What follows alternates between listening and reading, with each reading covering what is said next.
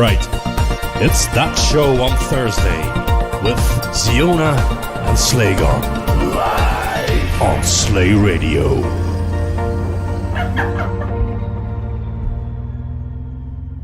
Oh, hello. Hi everyone, we have a special view tonight, it seems. Apparently so. All right, okay, well I guess that works too. This is sorry. a weird... there we go, that's better. Okay, so hi everyone again, and welcome everyone of tonight's show on the 27th of March. Sorry, not May yet, no. March, yes, 2025, and today we are going to interview the Remixer of the Year 2024, aka Eivind Sommersten or Sommersten or Elvind or Sommersten, yes. You can... Eivind Springsteen. Yes, indeed. Anything that comes to your mind for the versions of Eivind's name tonight, they are very welcome to share. So let's see how creative we can get, because I think once he even took it upon himself and renamed him as Elvind, because many people could not write his name correctly. Or pronounce it. Yes, or pronounce it, but rather write it. Writing is the biggest problem. Yeah. So Elvind, Eivind, yes, and several Sommersten. I think Sommersten. We can do that too. The German. Yes, so I think there could be... if you want to ask him any specific questions, hop over to Discord, slay.radio/Discord. We have a special channel for that, where you can post all of the questions you want answered. The channel is called Eivind Questions. So find that on there. And welcome. Yes, prepare to welcome one of the most productive remixers ever, I think. Well, definitely. If you count per year, then definitely yes. Well, throughout about 5 years, he produced 92 tracks. Yeah. 92 quality tracks. Out of these, only 2 of them are Amiga remixes, so we will ask him about that. It's very interesting proportions there. So, quite. Yes. Good evening, HDK and everyone on the Discord channel. Did we tell you tonight just yet what's the Discord channel that you can join? That's our main hub for the chat. Yes. Slay.radio/Discord. Discord, right? Discord and Discord. that chord. And that chord. And the other chord. Yes, exactly. So. And the rip chord. And guess what we will start with today or tonight? I don't know, some Eivind maybe? Well, that's a good guess, but here's the thing. The past week, no new releases came out on AKO. Only one. And guess who did that? Morty. No. No. No. That's how you usually say no. So, yes, it was Elvind. And it's called Arschblumen. I think our German friends are very happy that I say this now. The blooming arse. Something like that.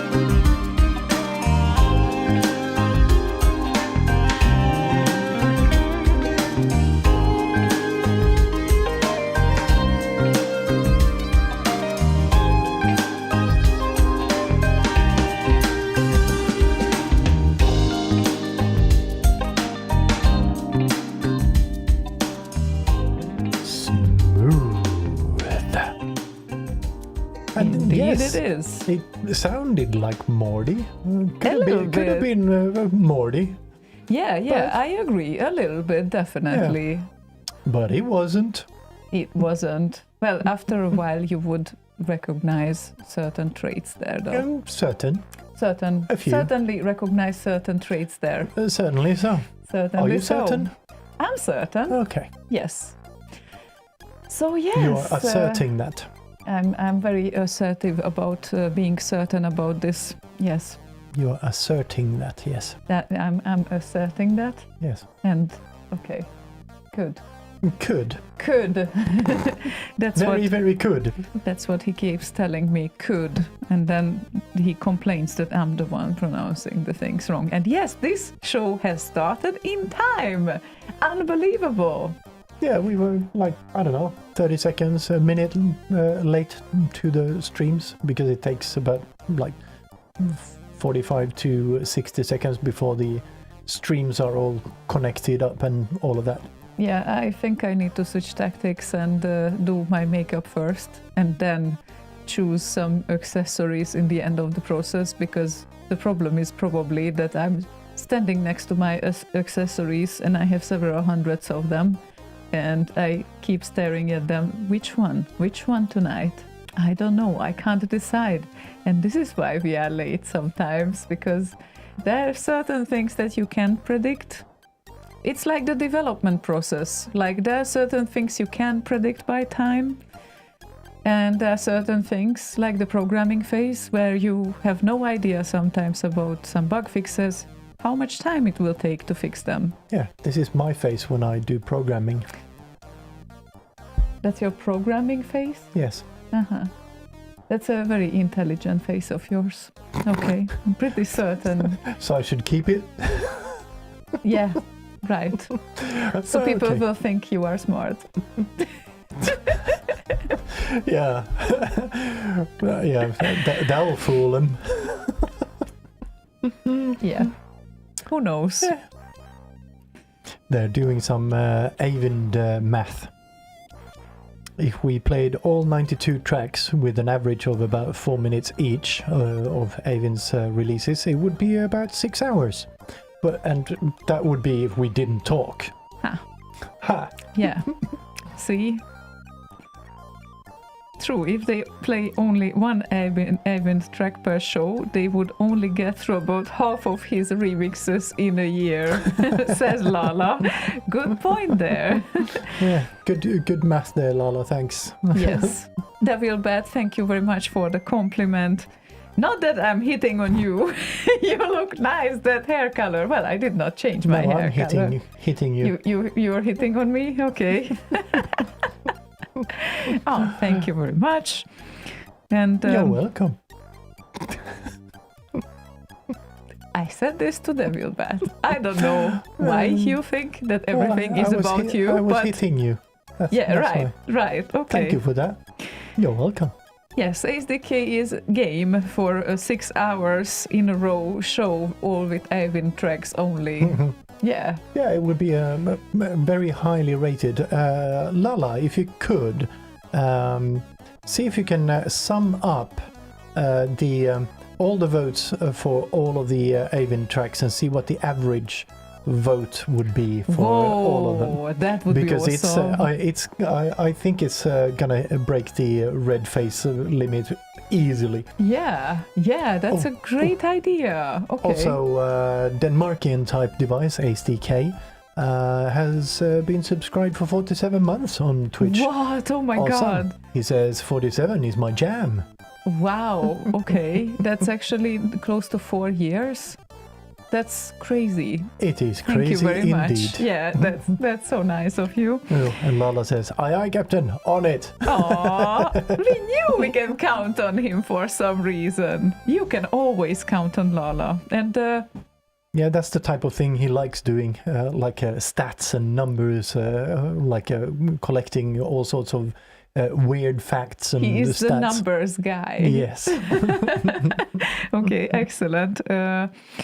And what do we have on our list? Guess what? Oh, my screen is probably too bright, right? Sorry about that. Bright right. Bright, right? So the situation is that How about using Dark Reader on that? Yeah, I can do that too, but later. So the situation is that our beloved I0, who has a thing for Amiga, managed to request one of Eivind's 2 Amiga remixes. I guess that was on purpose. I0, who also sent me this NFC reader for this Teensy ROM. There's a new firmware update for that that supposedly fixes a bunch of the SID issues that we had with like TerraCrest, Athena, a bunch of Galway SIDs. So I haven't updated the firmware yet, but I'm gonna do that. We are going to play SIDs tonight, just saying. Yes, but we will play SIDs off of Deep SID emulated. Oh, so we have some exclusives for you, just for your information. Yeah, things that you couldn't hear just yet. Mm-hmm. Yes. That's what exclusives mean. Yes, and there's a lot of things on the list. So, excited. Eivind was very, very diligent and dug up a bunch of stuff. Yes, you will hear some of his personal favorite remixes too. So, we will guarantee that for sure. So, I0 requested Solitaire FX from Eivind. And if you want to request something, you go to slay.radio/request. Thank you very much.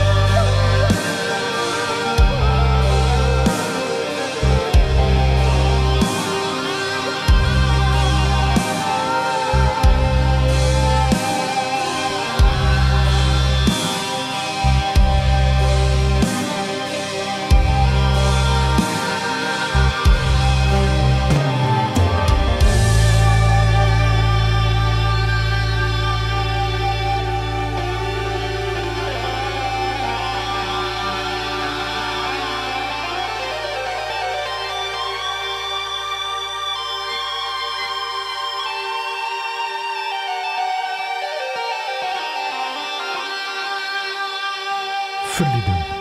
Oh, now. Stinson says, I can't carry more of these Eivind requests. He can't carry more? Yes. We agree. We can't carry more either. So yeah, wow, it's okay. What? So average score across all of Eivind's 92 releases on Remix 64 is 85.997266, which means red face on average. Okay, he's a red face then. Yeah, Yes. he's a red face. with all the songs he ever released, he is a red face. Well. Yes, and Nardog added that is this from a solitaire game? It sounds like Shadow of the Beast. Yeah, but it was solitaire FX. Yeah. No, Devil Bat says, tell me, is it already spring where you are, or are you having frosty mornings? Well, not frosty mornings anymore. Last one was 2 or 3 weeks ago, I think. But now it's somewhere in the mornings is still kind of cold, so a couple of degrees, like 3 or so. Daytime, it's like 11, 13 degrees-ish. Yeah. So it's kind of okay. It got warmer. Yeah. A couple of more weeks and I'll bring the patio furniture out. Yeah, we entered my favorite season, the leather jacket season. I'm still waiting for my favorite season where I don't need to fucking freeze. What? It's not freezing. It's completely Well, fine. I am. If you put on your leather jacket, it's completely fine. That's why I got it for you. I don't understand the problem.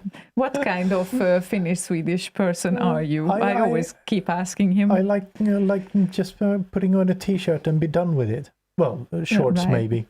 Well, Boz can do that in winter as well. Yes, he can. I'm not Boz. You're not British. That's very true. That either.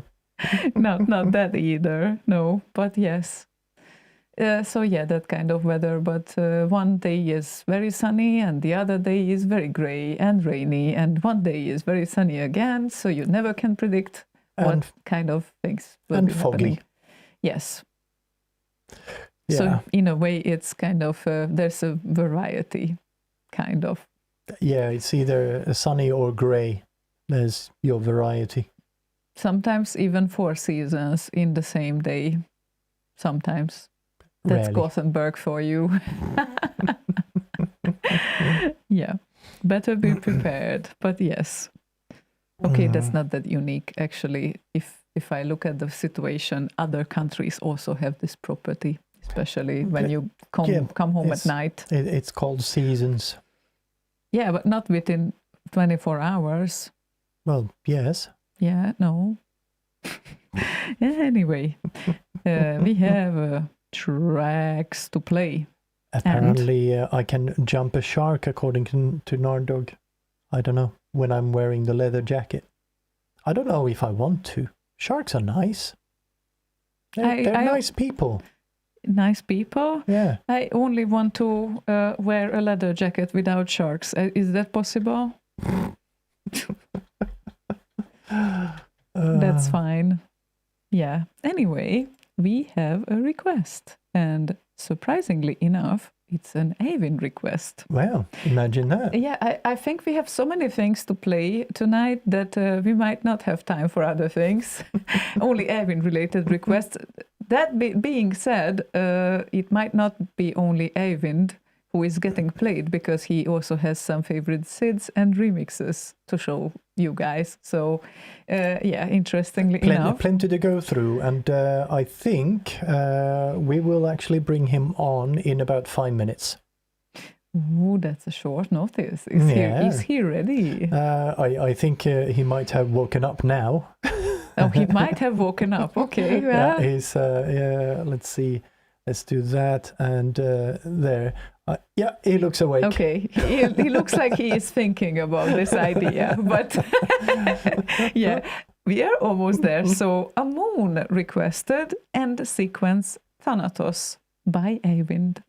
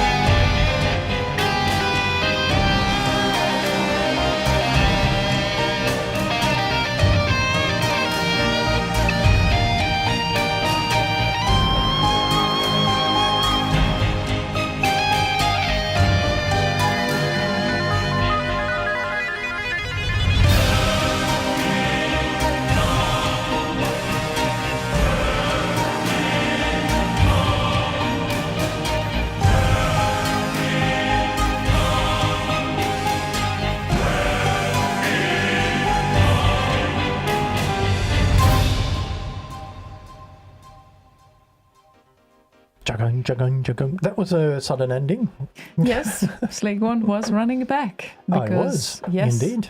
Because, oh my God, it is ending. It has ended, but yes, it is a beautiful, beautiful song. Very, very nice. I kind of wanted it to carry on with that choir and everything in there.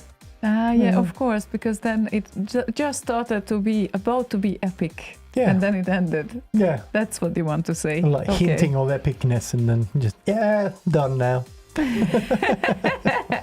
Well, you can ask him very soon why he did that. Yeah, I could. If you want to. I could if I wanted to, indeed. Let's see, I need to do that. And just make sure it's the right one. Yes, it is. Good. Awesome. So we will play one more track before bringing Eivind on. Yes. So, and since the evening started in such a relaxed manner, I thought we might play one of his favorite C64 remixes of all time, because he was kind enough to provide a favorite list, and he literally said, we have to play this song tonight. And well, that also makes me kind of, it's heartwarming, because it's Sovák Zajos, and he is my homie, obviously, from Hungary. And it's called I Miss You C64 Remix. And if you don't know it yet, well, it's a classic. I think it became a classic. It's a great remix. Yes. So that's one of Eivind's favorite remixes of all time.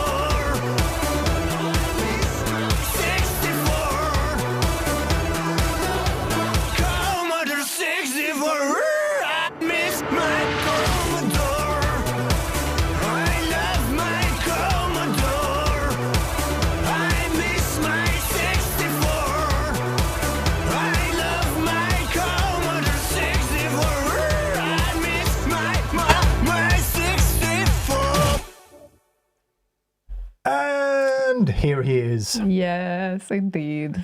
And you love your 64. This is a great remix. I love it. It is indeed. It's so happy. Yeah, indeed. And it's definitely up tempo as well. Oh, definitely, when yes. it comes to, am I allowed to put this in front or not? Yeah. You okay, that's fine. So yes, hi and welcome on air. How do you feel tonight? I'm excited. Very excited. Oh, this is fun. Fun already. That's great to hear. Yeah, so this is Eivind Sommersten, winner of the Remixer of the Year award in 2024, recently announced on the show.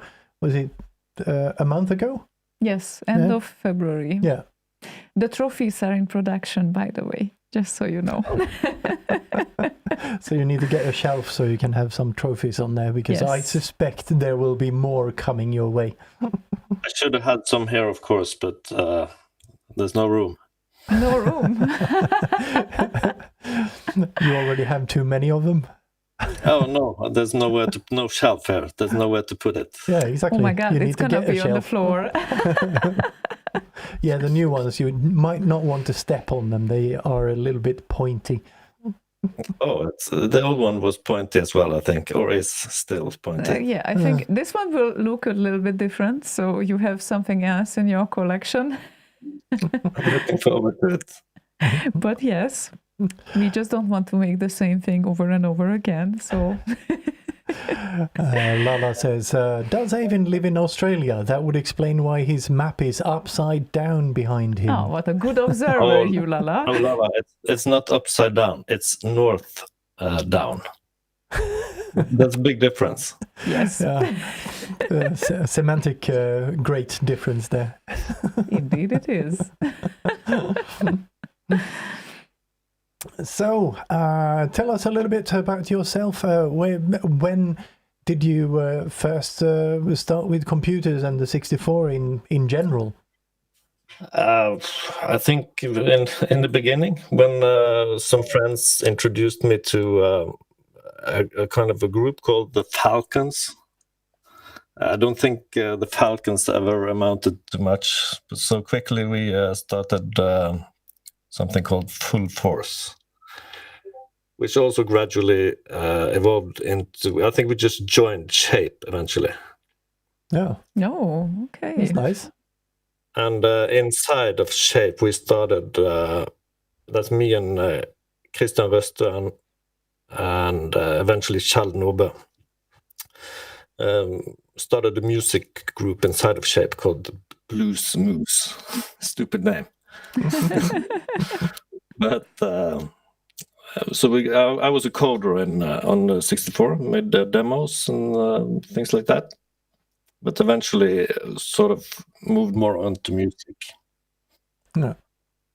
I didn't count, but maybe you have that off the top of your head. How many SIDs do you have in HVAC? It's kind of hard to count because we used to make the SIDs together. Like especially me and Christian Røste, we would cooperate. So exactly which ones are mine is a bit hard to tell, especially considering it's 35 years ago, so I can't really remember each one. But let's say maybe 30 SIDs. Yeah, that's nice. Well, not bad either. But then back in the days, you didn't really use the same tactics to make music, right? No, I used the Commodore 64. It's just every second week you release something, or every week even. So I'm just thinking that it's like, you know, how did you get there where everyone wants to get eventually? I'm not really sure. I try to take care to finish projects that I start. Not all of them, of course, but I always finish one. If one project goes far enough, then it feels like it's sort of blocking all the others. Yeah. So Okay. I try Right. to get it out of the way. Mm-hmm.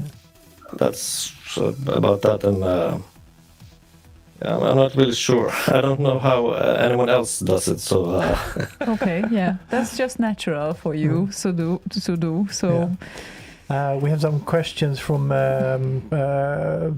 listeners here. I0 asks, how do you choose the next song to be remixed?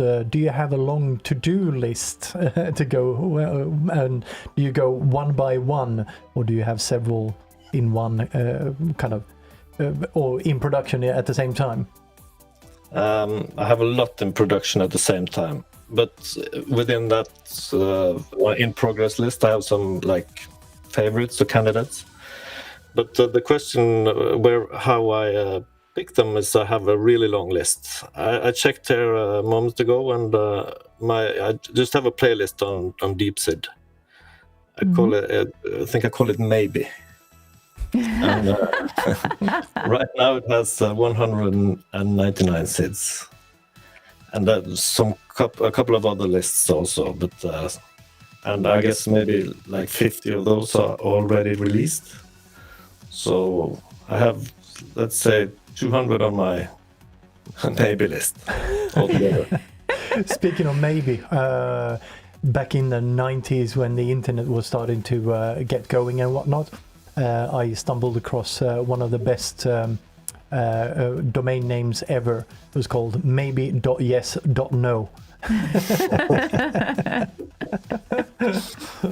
think yes.no was the domain name for a consultancy firm in Trondheim, Norway, if I remember correctly. wow. So probably then.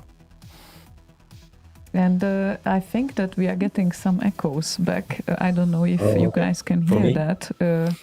Now you are echoing back a little bit more, but I don't know if it's us.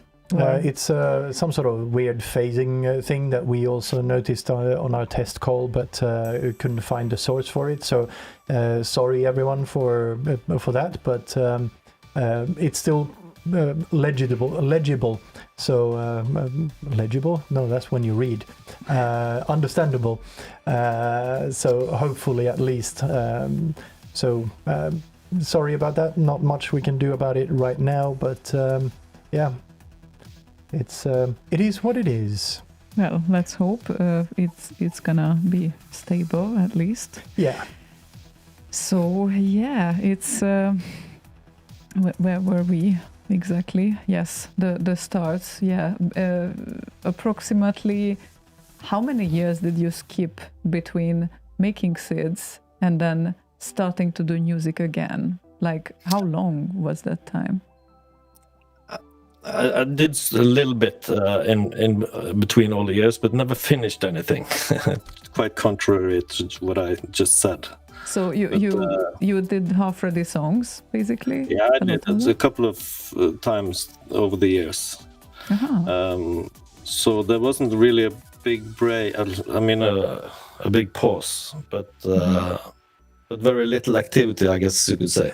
Okay, and after. But it was we spoke about it. It was Back in Time Live in 2019 when I decided to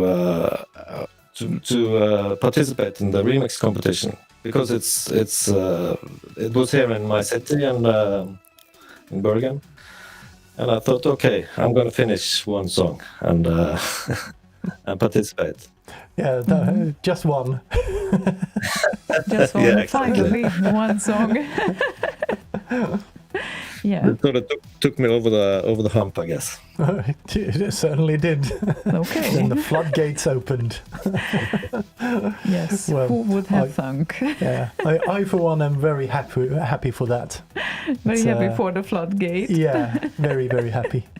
It's like every time we do a show and there's some new person coming along and that sort of thing, I try to help them as much as I can. That's part of the reason we have the aspiring remixers channel started here as well, which you have been also helpful in some of the discussions. Very much appreciate that as well. So anything that can help someone get started is appreciated.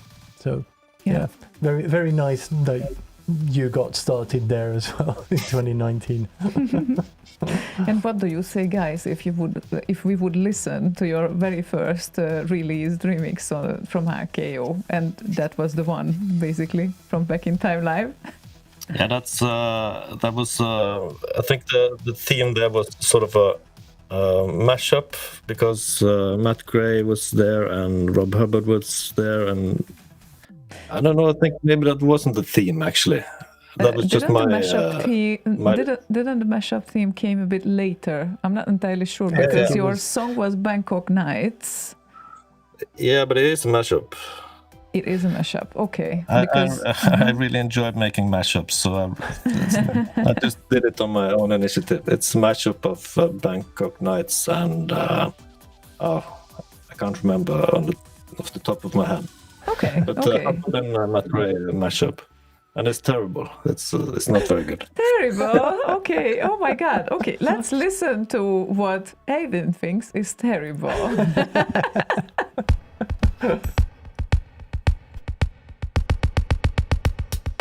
What we're gonna do right here is go back, way back in time. The biggest unanswered question is, where is the money? Back in time.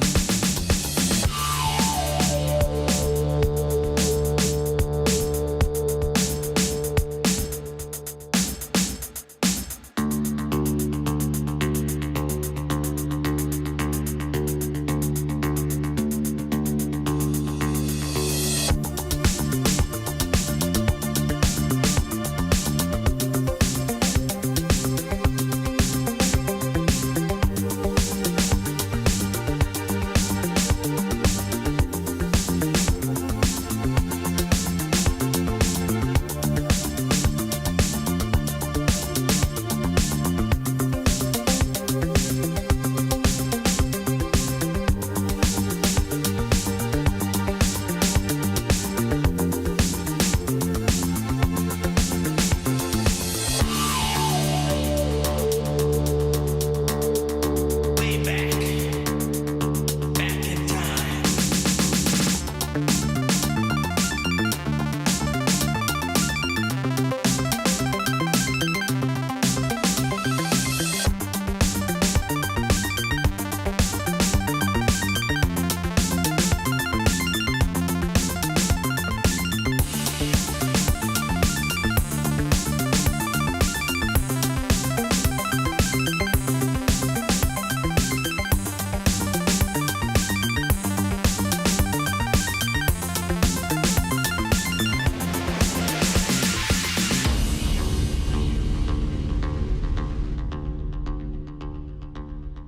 And we're back with Eivind.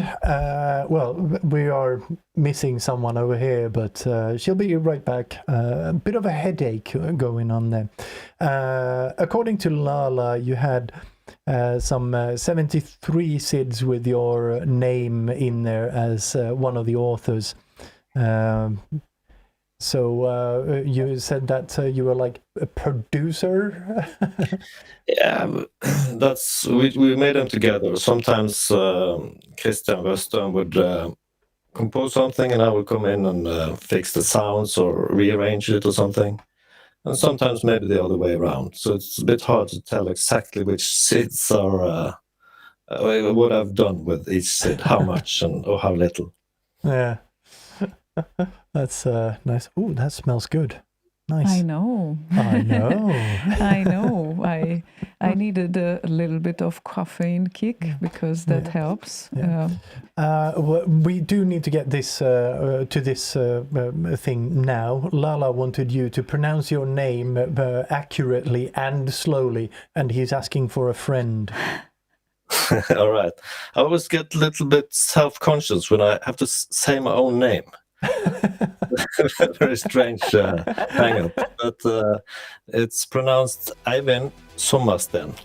Eivind Sommersten. However, I would like to add that it's perfectly okay to sort of English it by.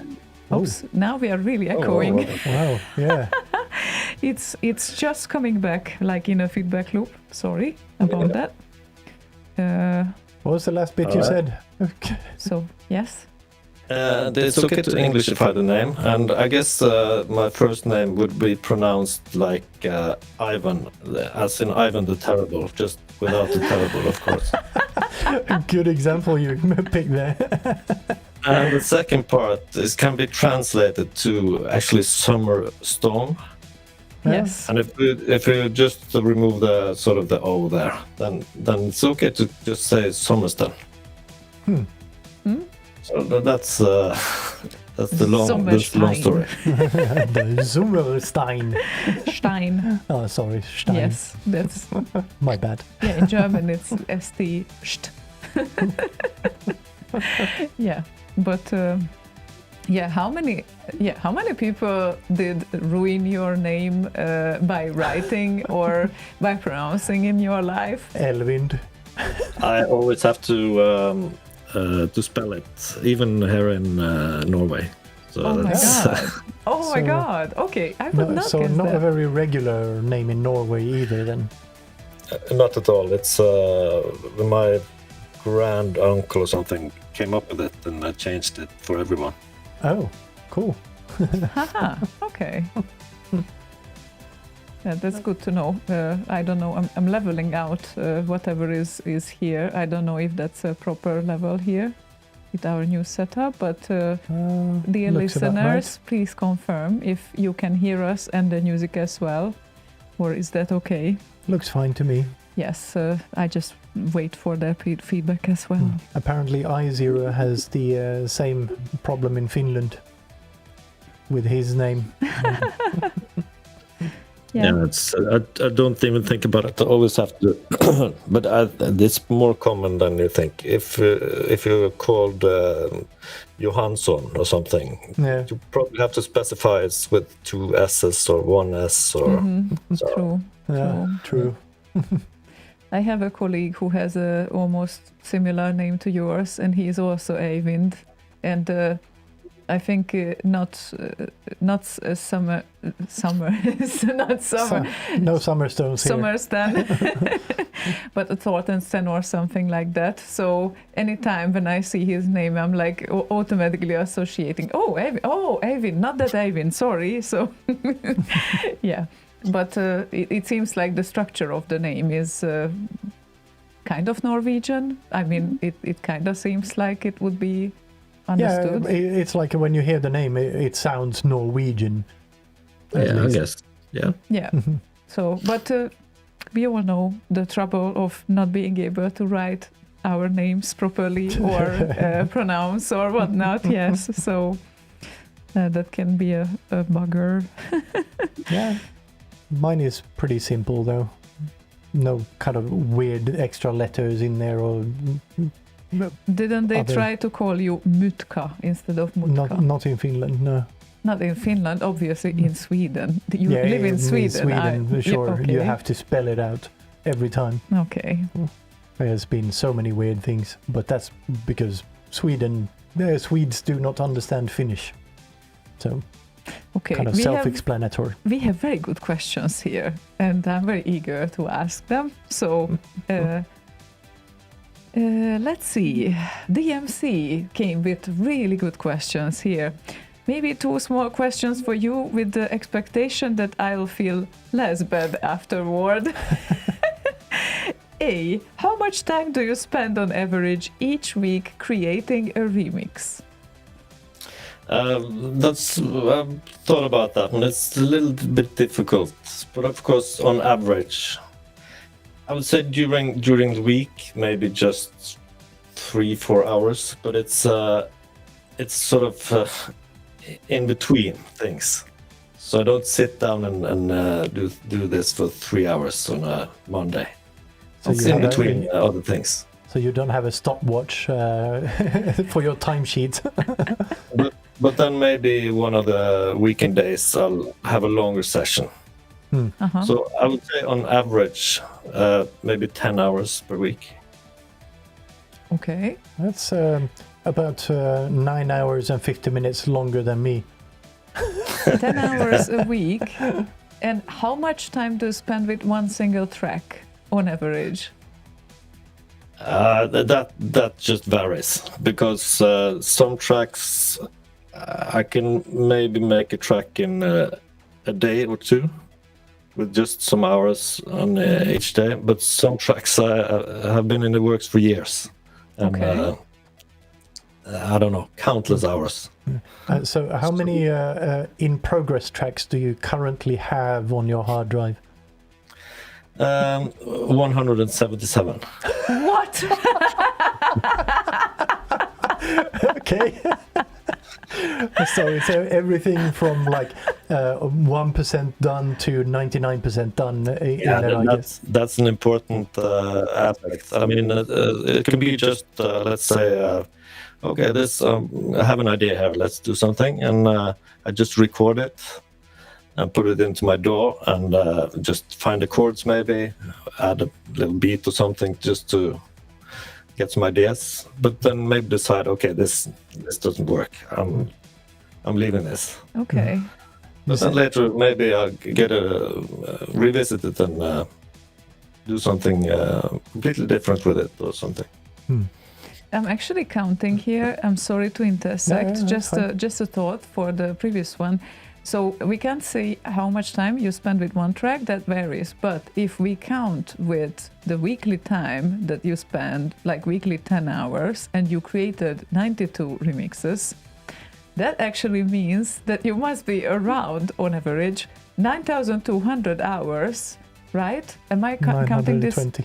No, 900. No, sorry. Yeah. Yes. 920 only? Yeah. Yeah, okay, because they tend to say that you get a professional in 10,000 hours with spending something, and it kind of feels like he didn't do like 1/10 of the job because he is already there. No, kind no, of. you're just counting 1 year. So when you count 5 years, I'm halfway to yeah. being an expert. Yeah. Hang on a minute. Yeah, but I was counting with 92 released remixes, of course. Oh, yeah.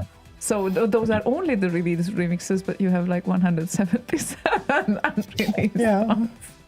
Okay. Well, But 52 weeks a year times 10, that's 520. So 2 years, that's 1,000.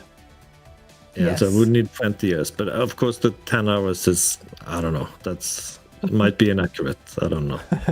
Well, if you have 177 works in progress on your hard drive, some of them been there for years, that you revisit like, I don't know, 10 minutes at a time or whatever, those are really, really difficult to calculate properly. yeah, that is very true. But yeah, you're Oh, yeah. right.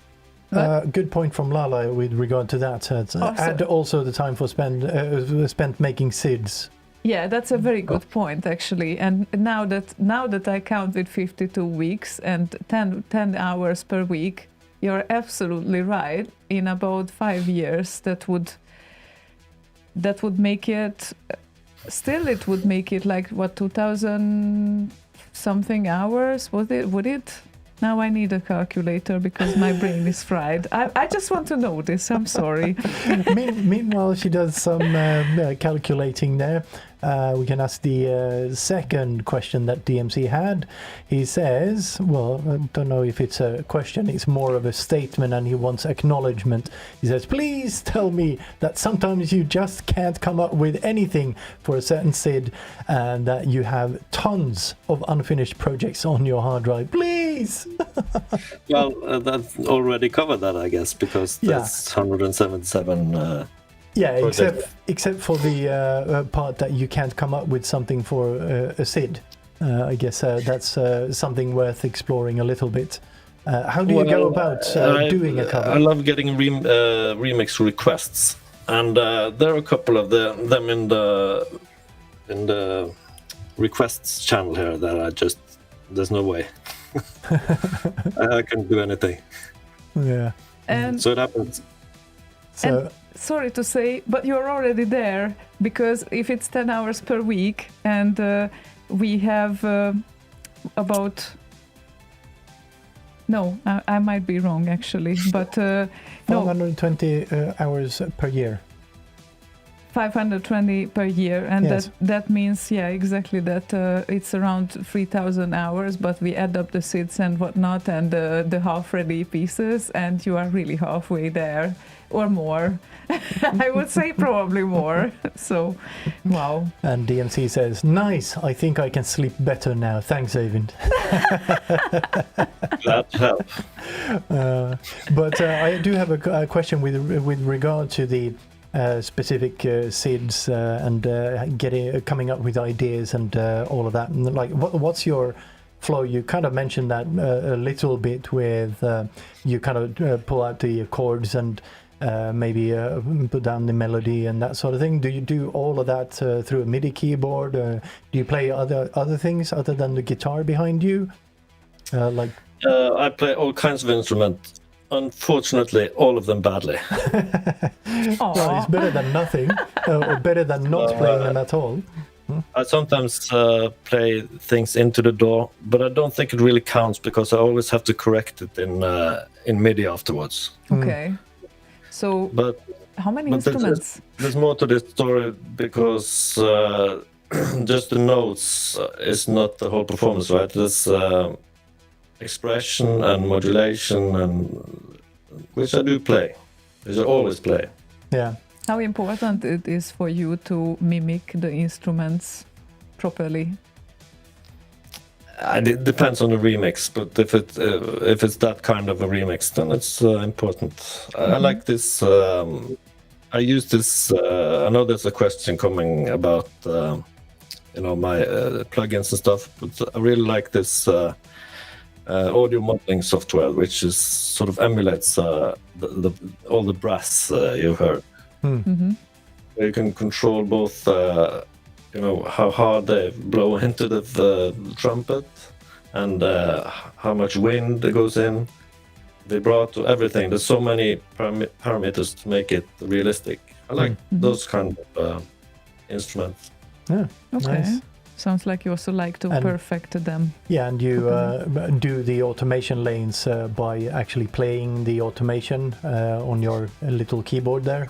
You have the native instruments, the contact keyboard there or something, the A1 or I have that little keyboard, but I used to have another one, but I have this one I use.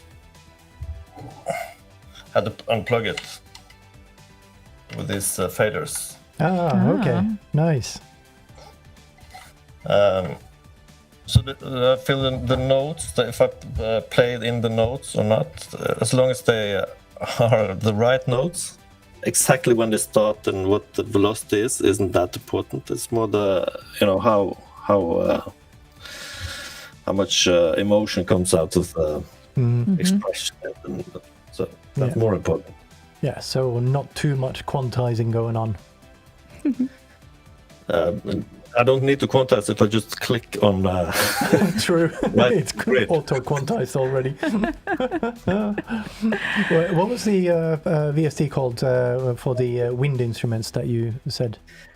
Or the brass? The company is an Italian company called Audio Modeling, I think. Audio modeling. Oh yeah. It's sometimes referred to as SWAM, Software Audio Modeling. Oh yeah.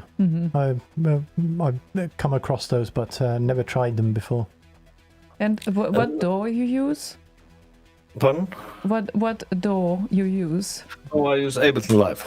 Ah, okay, that's good to know. Nice. FS asked the question. Yeah, okay. And I saw also Macke asked what are your go-to VST plugins, effects, etc. And it's not very many. It's Ableton Live stock stuff, and beside that, I use Serum synth. Oh, Soft did you synth. know version 2 has just come out in beta? I know, a free upgrade actually. Yeah, for existing customers. Yeah, I still haven't tried it. Have you? No, I don't need to yet. It's the number one is so good. It's crazy. It's silly good. Then I use a couple of like Valhalla reverbs and contact all kinds of contact instruments. Yeah. Yeah, the built-in stuff like the regular echo delay sort of things are perfectly fine from the DAW. But yeah, the Valhalla stuff, the room verbs and shimmer especially is very cool on things like brass if you want to do something funky with it. And the shimmer is really good in Ableton hybrid reverb, so I tend to use that. I use Valhalla mostly for room reverb. Yeah. Nice. What would be, and no, we did not prepare you for this question, sorry about that. What would be a track of yours that you think that you can highlight your technical knowledge the best with these plugins? Which sort of contains the most of these plugins? It's more like when you knew that you did a lot with the plugins and you tweaked them a lot so they sound like as they should or the real instrument should, and it was the most challenging track of yours. Which one that would be? You already played it. That was End Sequence. Aha! I think that was a lot of work. That was my first kind of track in that genre. And it was also for Back in Time remix competition. So I spent a lot of time trying to get that one sort of perfect. Okay. Yeah, that makes a lot of sense. On average, how much time do you spend on kind of fine-tuning the automation and that sort of thing compared to building the structure and getting the chords and melody bits in there? Very little. It's usually just 1 or 2 takes, and then it's done. Wow. It's because there's so much going on in the other tracks. It's hard to make out if you make a small mistake anyway. Yeah. True. Yeah. That's a good mindset. Yeah. It's going to be drowned out anyway, so who cares? And we have a request here from Bolo, and he was also asking about DAW plugins, synths, real instruments, whatnot. But we will get back to that question, I think, after we play this song. How about that? Baylis's Cauldron. How do you feel about that song? I'm very happy about that one. But I hadn't actually heard the Sid before I made that remix. I was gonna make like a Halloween remix, so I just searched for Cauldron because I thought that would be perfect. Of course. He had a song called, and I like that one even better. So okay, that's excellent to hear. So here comes this one for Bolo.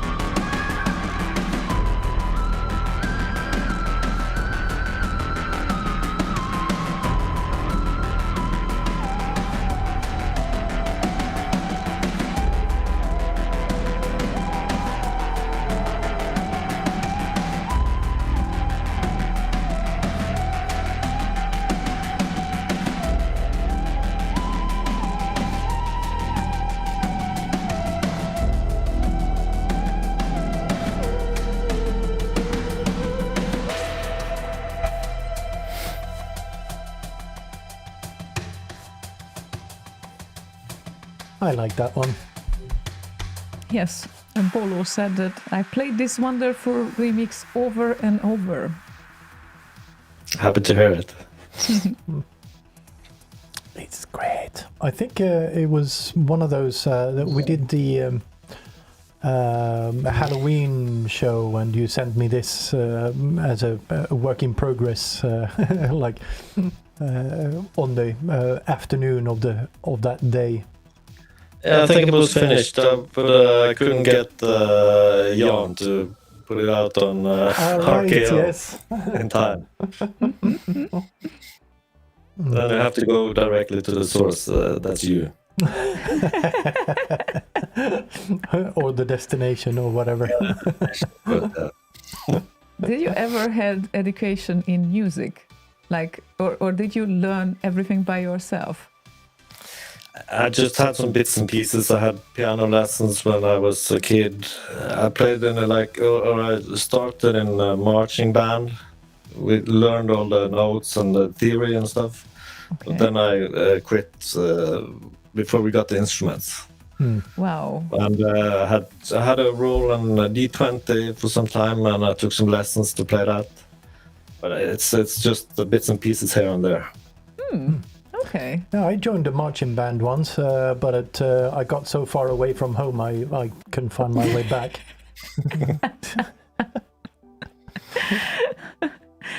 Any musicians in your family? Both my sons make music. Look at that. I wonder where that comes from. Yeah, like father, like sons, I guess. But then your parents, grandparents? No, I don't think so. Okay, so that comes from you. And you only.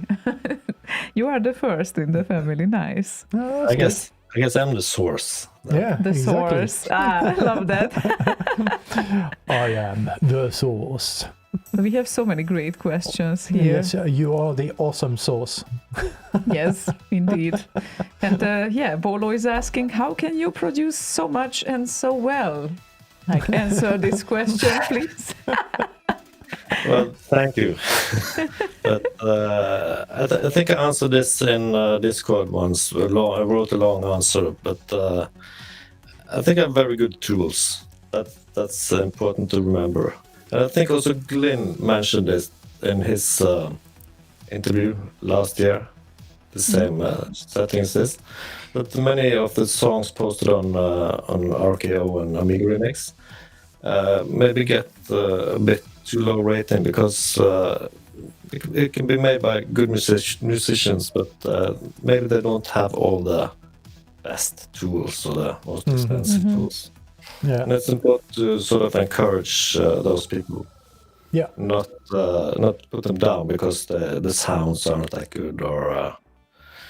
But I have very good tools and a decent workflow, I guess, and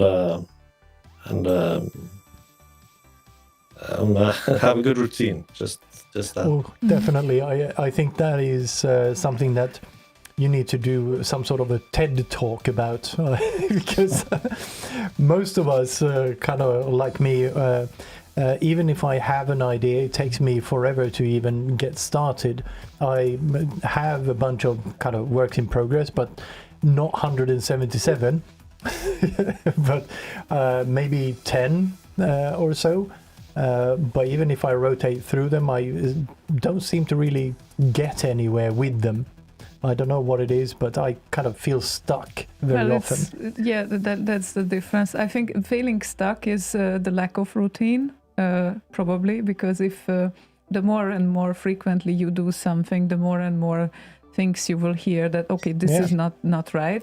Yeah, and also having been exposed to it before, you kind of know how to solve it. Yeah, exactly. But I think that in other areas, maybe starting 177 projects is not a good quality. but in this aspect, it can make it work because whenever I get bored or frustrated with one, I just jump to the next.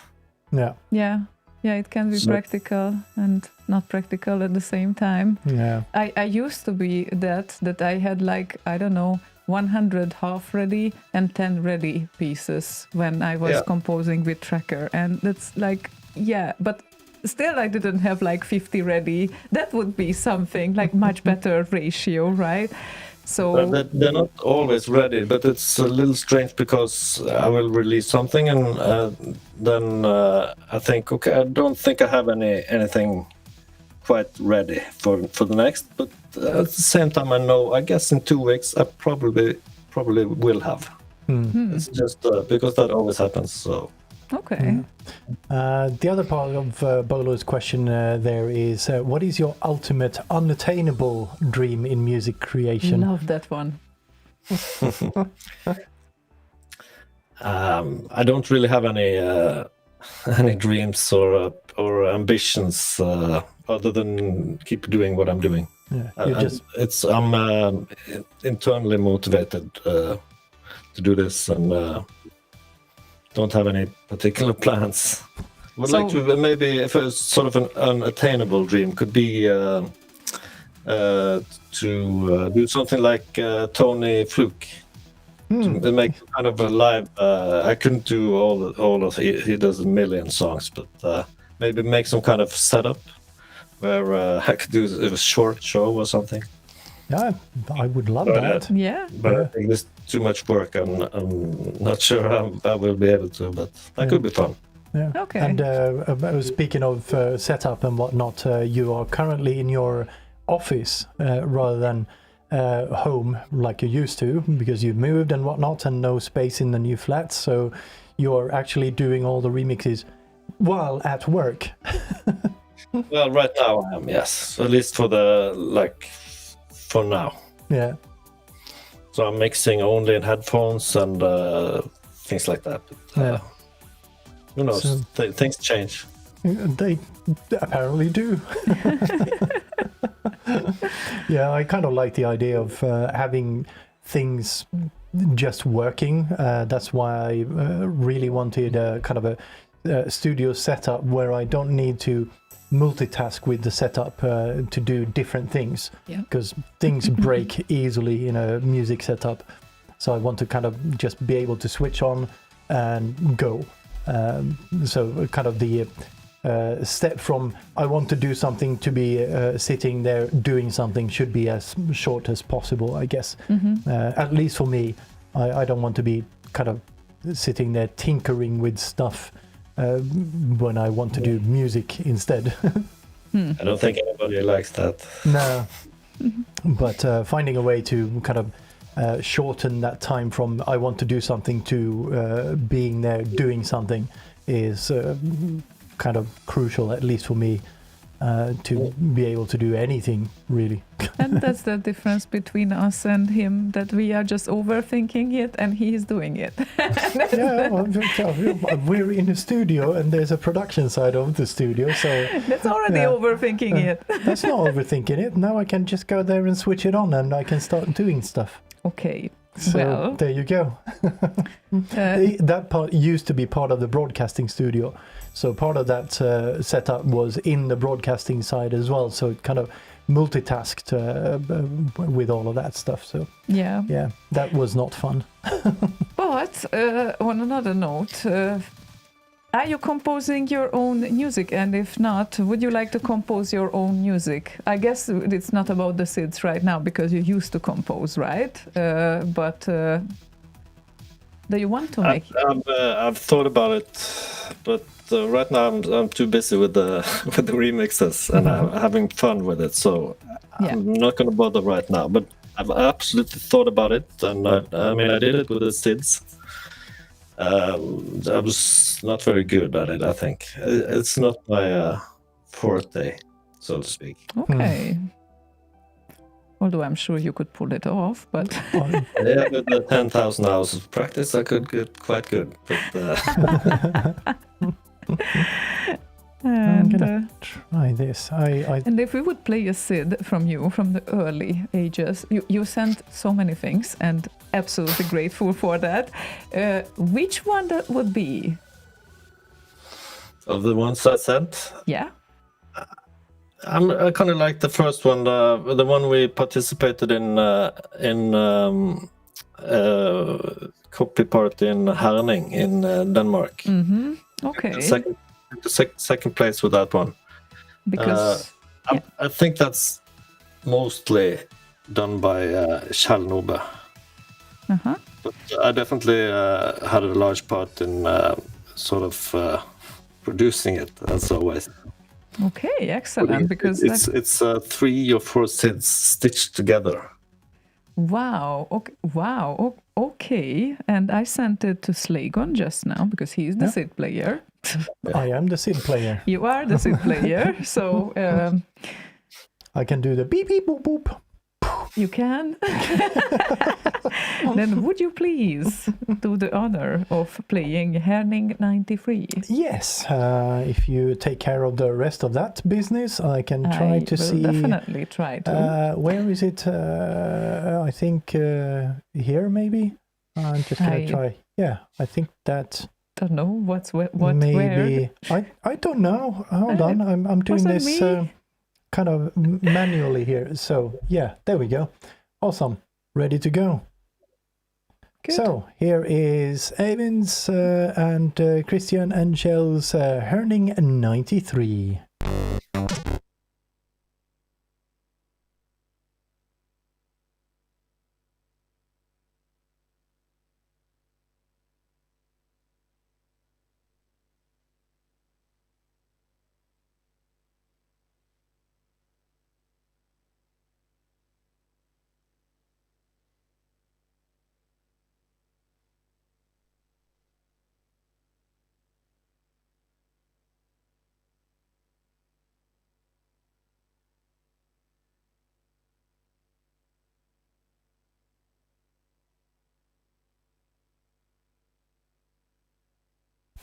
And for some reason, that didn't work at all. Oh no.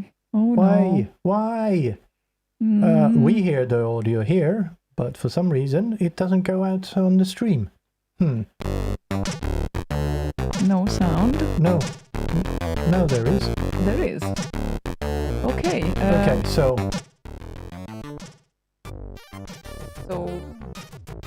we.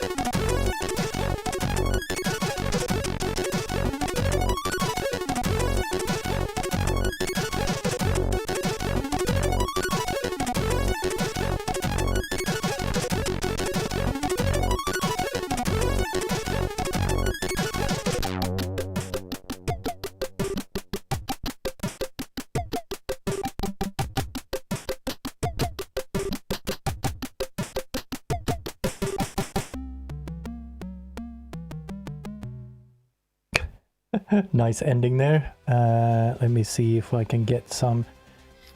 There we go.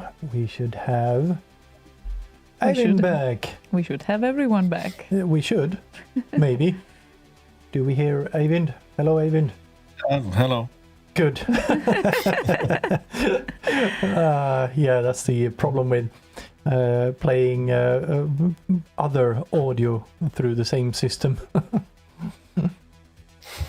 Where is Shell, says Grisor. Shell is dead. So, yeah. Shell, he took his own life in 2008. Oh my God. He was he was a real genius musician, by the way. Amazing what he made, but I think he had a difficult time. I do remember there was a demo made for Shell as well. Wasn't that where Artillery was? Was that for Shell? I can't remember now. But there was a demo made for Shell anyway. Even if it wasn't the one with Artillery in it. Yeah. But yeah, very, very sad, of course. So, any favorite composers on the 64? Or any favorite SID? It's a little bit dangerous to start listing up some because I'll forget someone or offend someone. But sort of in general,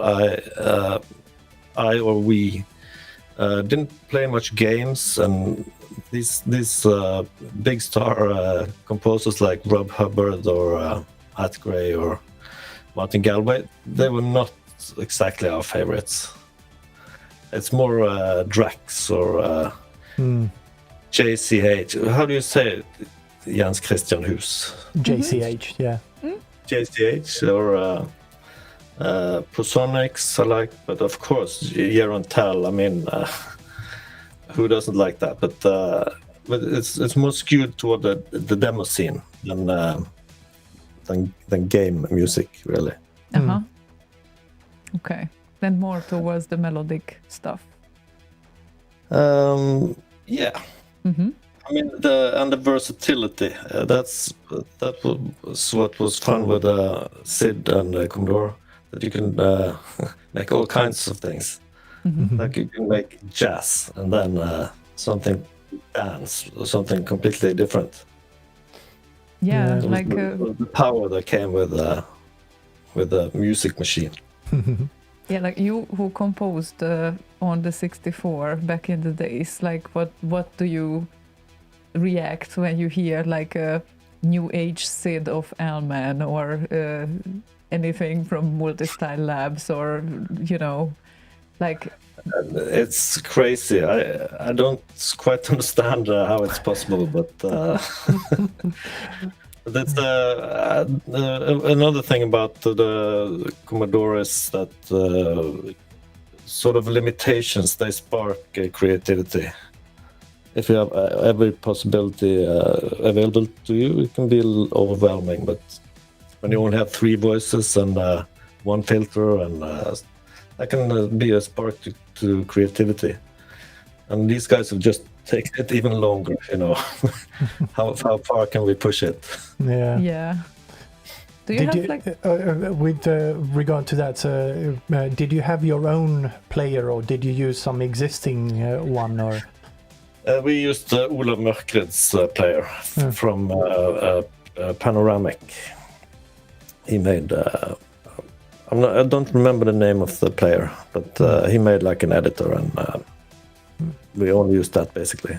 Okay, I'm sure Lala will respond to that. He will find out. Get all the specs. Yeah, I don't know what the specs are. I remember it vaguely only. We started it with a sys command and had its quirks, but it's a long time ago. It is quite a while ago, yes. And I think that Proton even asked if you have any plans to get back to SIDS at any point in your life. I have to be honest, I don't think so. I don't see it. Maybe I would do one for fun, but I figure it would take a bit of time to learn Go track. I don't mean to be the killjoy, but I doubt it. Okay. And when it comes to composing, if you would get back to it with the whole arsenal of your DAW and the VSTs that you use, would you consider participating in demo scene competitions? With regular music? Yeah. But that needs to be own compositions, so no remixes allowed, unfortunately. Unless it's Arok. Yeah, absolutely. Yeah, like Arok, of course, Arok and Back in Time Live, they have C64 Yes. remix competitions, but those are the Absolutely. exceptions. I mean, that's. I would probably need something like that to be motivated to make my own music. The same way I did with the Back in Time Live 2019. Yeah. That'd be like a goal, an end goal. So Yeah. that could be a possibility. Yeah. Makes sense. Okay.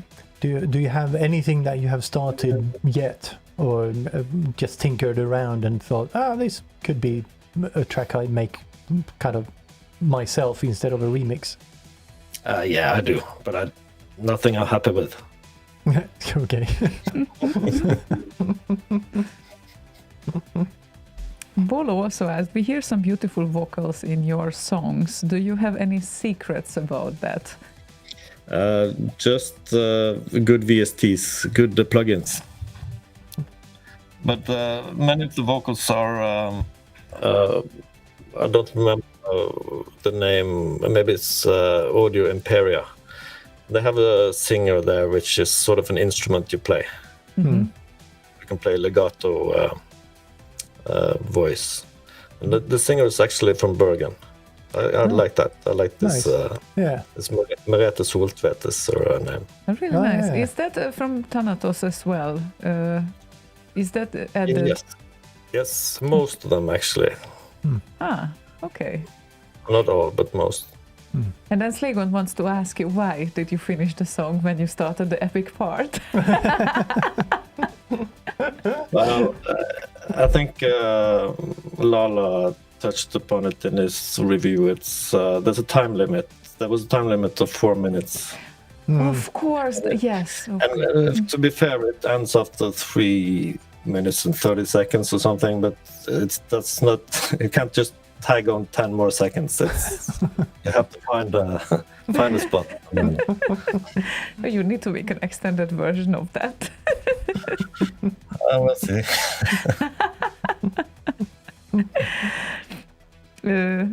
Also good question, FS. How do you decide when a remix is complete and ready for release? There's a sort of a process when it's. I don't know exactly when this happens, but at some point I start to render out the song, to listen to it on in headphones or different speakers or something like that. Then I know that it's probably going to be finished. Do you have a bunch of them, like in a playlist, and you listen through them and like, oh yeah, I'm not gonna go back and do anything more on this one. So done, upload. No. It's one-on-one. It's one gets past the threshold, then that gets all the attention. No, okay. And that's why I also said it sort of blocks the others. Yeah. I have to finish that one, and so I can get back to the. Yeah, get it off of your shoulders, so to speak. Yeah, that's a good point. But in this process, when I listen to it, and at some point I just realized, okay, this is just stupid. It's just tweaking something. No one is going to notice this. This is. It's Yeah, it's like the other instruments will drown it out anyway, kind of a situation again. Lala has a very good question here. He says, what is your job in real life? I don't know why he quoted that. That allows you to make music while working. And also, is your company hiring? I'm a software developer and a tech lead also, I guess, is part of this job. that's basically it. I'm in front of the computer anyway, so it's Alt Tab away. Yeah. So You just tab over to Ableton, then you're there. yeah, Lala is also a developer of sorts, I think. So he can do the same, I guess. Yeah. If you have a powerful computer, and then you can just go back and forth all the time. There's plenty of like during the day. There's many mini breaks. Mm. Like you're waiting for someone to answer something, or waiting for a deploy, or something like that. Compiling. Compiling, yes. The famous XKCD thing. Yeah, that's what he keeps telling. Compiling. And then, well, we have an exclusive from you. That's what I'm trying to prepare here, and I think I succeeded now, so to speak. What can you tell about Batman? That's a JCH SID. One of maybe his most famous SID. And I've been working on this one for a very long time before I could finish it. Okay. Uh-huh. I'm not sure about how much time I spent like inside the door, but the project started maybe 3 years ago, I think. No. Ooh, this gives us some hope. It's a very difficult piece. Yeah, we're not a lost cause yet. Yeah, exactly. So, and then you added it's a long version. So I don't know. That's actually from the original. The original is 2 sits sort of stitched together, like a long intro and a shorter part 2. Uh-huh. And from the original name, it's called Batman Long because it's with the intro. Okay, yeah, thank you for the clarification here. And then, yeah, I guess we will play this now.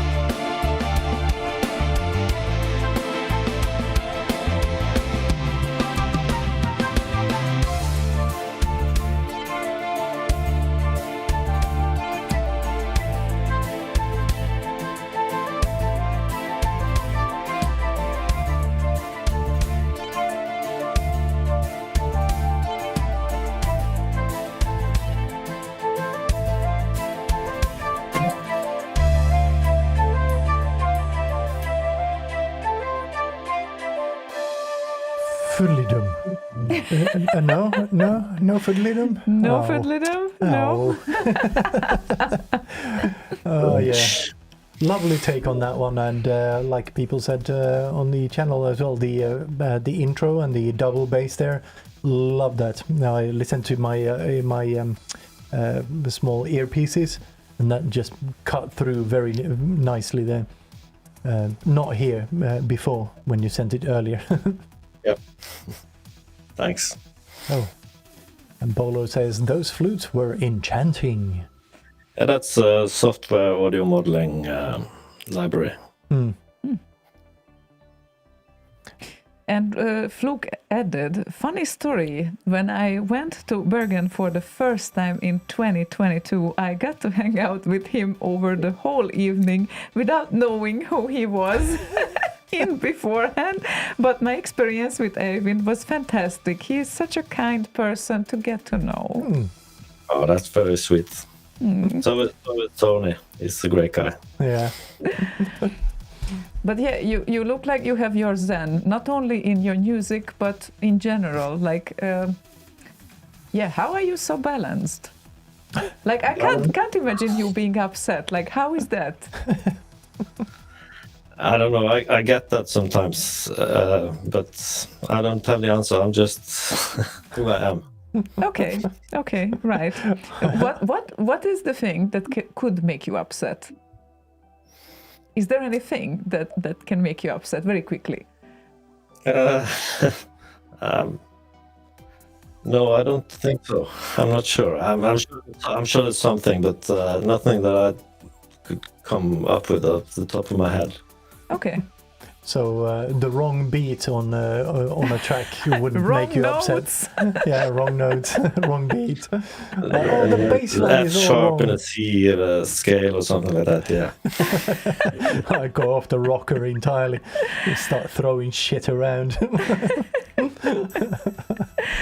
DMC has a great question again. What is your opinion on artificial intelligence in the field of music production? What's my opinion? Yeah.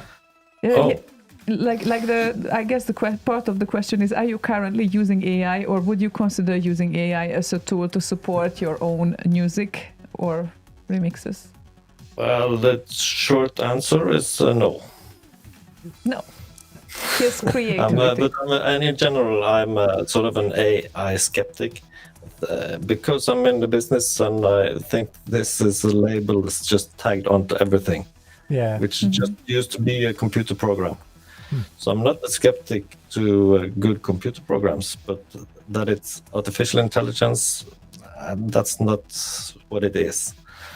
So something that was actually artificial intelligence, I don't see it. I don't see how it translates. I've heard AI generate music, and it has sort of a creepy valley effect. Mm-hmm. I mean, most of them definitely has some weird things going on there. I think Suno is one of those music creation websites. Yeah. Is it called Suno? Yeah, yes. Suno. I think what it might be good for, if one doesn't have an idea for melodies, and then all of a sudden you create a whole generated song, and then you can use this creatively, like use parts of those melodies and then develop them further. Maybe that would be one use case for that, but I never tried, so I'm I mean, that's fair. And I know there's some sort of vocal tools which you can just make sort of a vocal and then have a real singer come in later, and it's just as a tool. But again, I question the term artificial intelligence. Is it that, or is it just a computer program? Well, isn't everything that runs on a computer just a computer program? I think if you get into the weeds. I have used a so-called AI mastering tool for a couple of songs. Yeah. But it's not, there's no artificial intelligence there. It's just a limiter with a limiter, compressor, and EQ. Yeah, pretty much. That's it.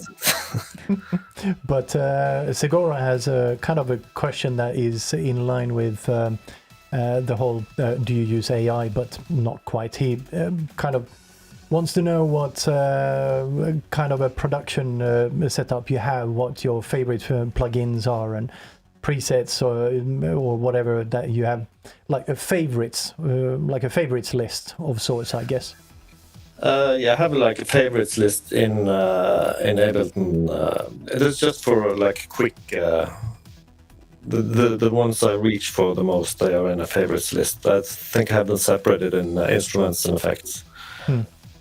But I don't have like a template or anything like that.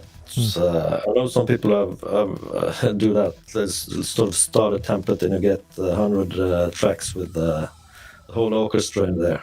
Yeah, I've done that. With an orchestra, it's a different story. You don't want to add like a full section of violinists individually, that sort of thing. So you kind of need a template for that. If you're going to do a full-on you also don't know orchestra you're going mock-up. to use all these violins. So it's kind of, I don't know. I just start with four tracks, 2 audio tracks and 2 MIDI tracks. Yeah. Yeah, it's more if you want to do a full-on like a orchestral mock-up type thing, then it becomes useful. But other than that, yeah, not really. But even then, I would just add like a full string section and play with that, and then separate them out if it turns out it's going to be good. Yeah. Yeah, most of the recently orchestral tools released part of their Berlin series as a free plugin that you can just get a whole section, press one key and you get the whole section playing. So you can do a lot with those these days as well. But if you just make like a draft or with that, and then if it turns out it's going to be good, you can separate them out and embellish. And yeah, exactly. Yeah, it's when you need to get, like in the 8-bit symphony stuff, you needed to actually get the composed stuff out of there into the hands of a real orchestra, then it kind of makes sense. But for a remix, a regular remix that you just upload to RKO, not really needed. Oh, that reminds me of this earlier question, Unattainable Dreams. That would be fun, to arrange a song for a full orchestra. There we go. Because it wouldn't have to be my own song. I could arrange something else for an orchestra. That would be fun. Yeah, that would be cool. Yeah, I agree. Yeah. Have a word with Chris Abbott and see if there's room to do some orchestration on the upcoming Rob Hubbard, what was it, fuck is it called again? Dragon's Lair thing. Oh, they're doing another one? Yeah. Nice. So poke him on the side and see if there's any interest. Yeah, I'm sure that he would be open for that.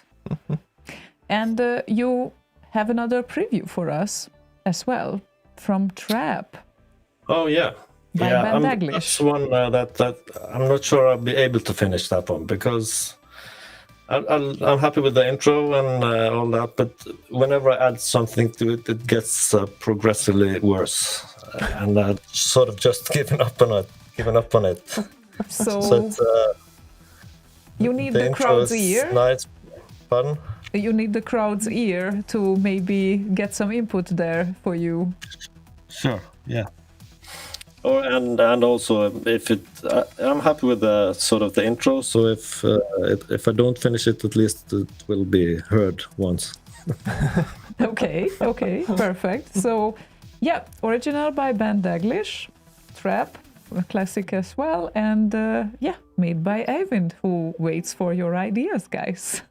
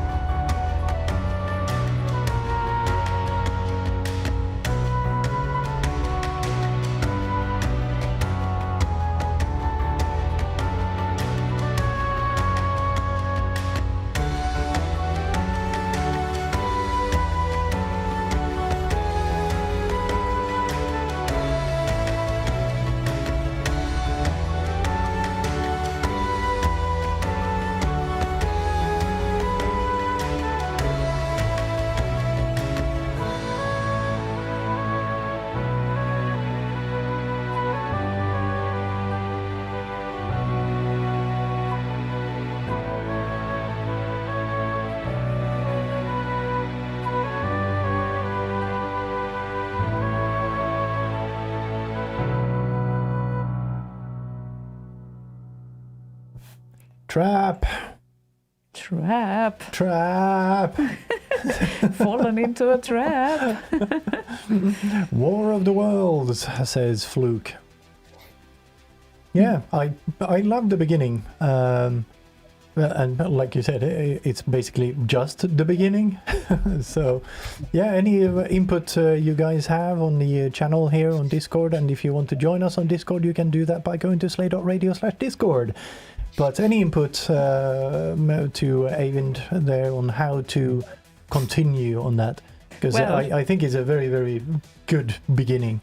I love. So far, the problem is that the original sort of changes character. I mean, it also there's a tempo change in there, and I think that's more tempo changes later also. Yeah. And it changes character, so I can't sort of make the keep it going in the same. So these are the inputs that you got so far. The musical as well as the production quality of the remixes is truly impressive, and we are talking about a work in progress here. Amazing. Funky Data, Redweed, brilliant. War of Worlds, done. FS, love it. Funky Data, don't change a thing. Bolo, great start. And Marcel said, one of Ben's finest. You did absolutely great on this. And I0 said, continue by uploading it to RKO. I mean, I could do that, but I would like to finish the whole song. Yeah, But how long is the SID? It's quite long, isn't it? One, and then Do you remember how long the SID is? Because if memory serves, it's quite long. it's 9 minutes and 32 seconds. Wow. Okay. Who needs HVSC? We have Eivind. Eivind, sorry. It's a rough guess. I think it's 9:30, but I think it's 9:32. Stinson said, really nice this. And Fluke said that the eerie string sounds wonderful too. Well, not really useful inputs are there, guys, right? When it comes to changing things here.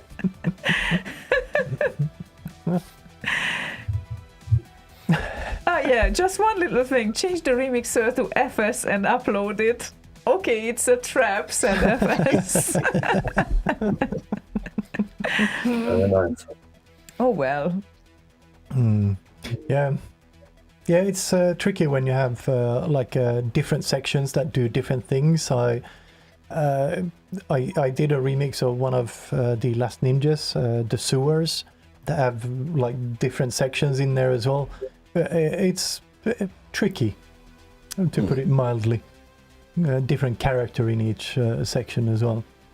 Makes it a bitch to mix, but other than that, just getting them to gel together and kind of sound like one song. Speaking of you, Slaygon, Eivind has a surprise for you. Oh, he does? Yes, he does. Oh. Yes. Oh. Oh. You did not see that coming, did you? I did not see that coming, no. Yes, and now I can load up the song because I kept it a secret, just so you know.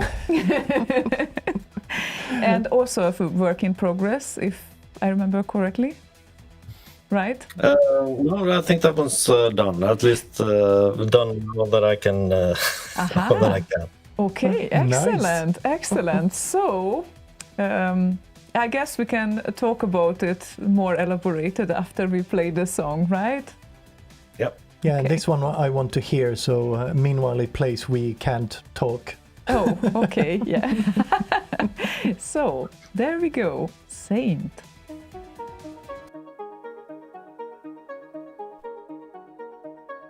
No.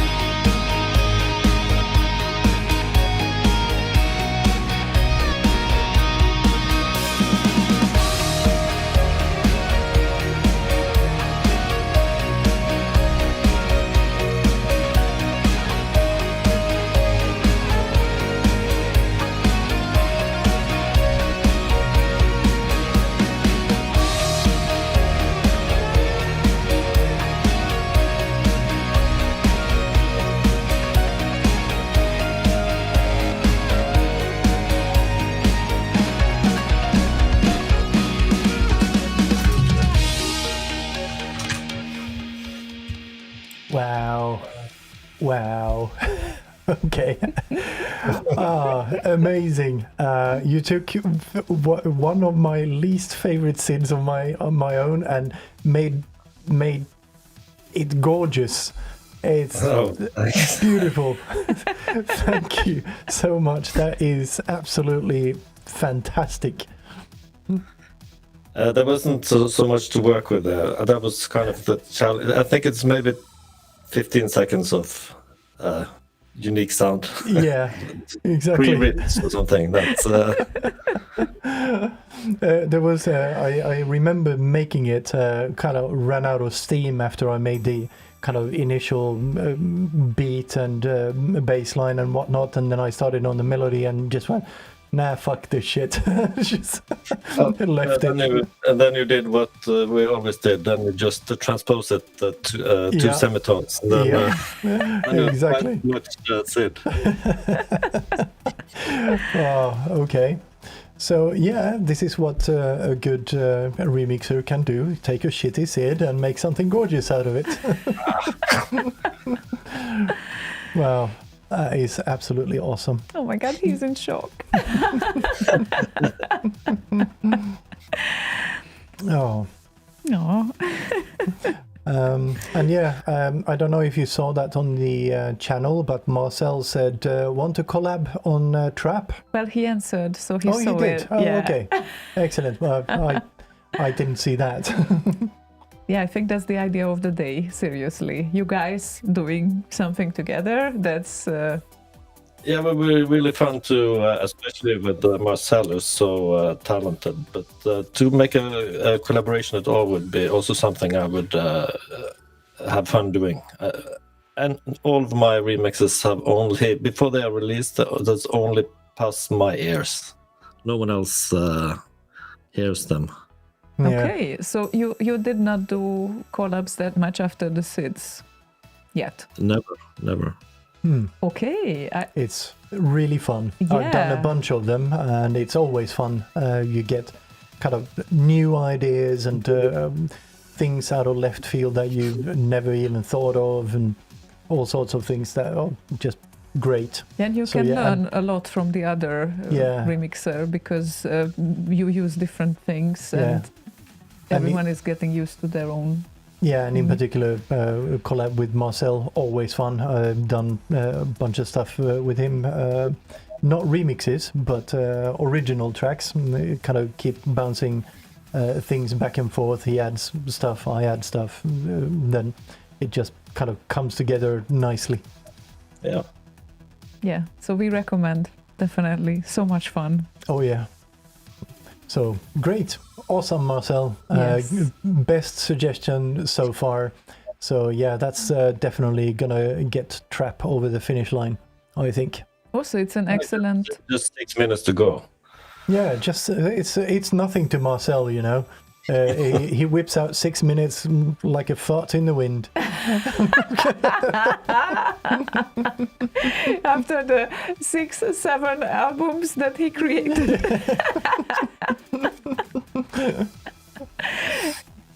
Yeah, you guys also have a similar tempo in creating music, so I guess that's a match made in heaven. Yeah, and also the soundscape of Trap is right in Marcel's wheelhouse, so I think that's going to be absolutely fantastic. Yep. I think Marcel does mostly synth-based, right? And very synth... Jean-Michel Jarre kind yeah, of like vibes there. Vangelis that and was the original plan for that Trap intro trumpet. But it sounded better with the audio modeling trumpet than any synth I could play anyway. Yeah.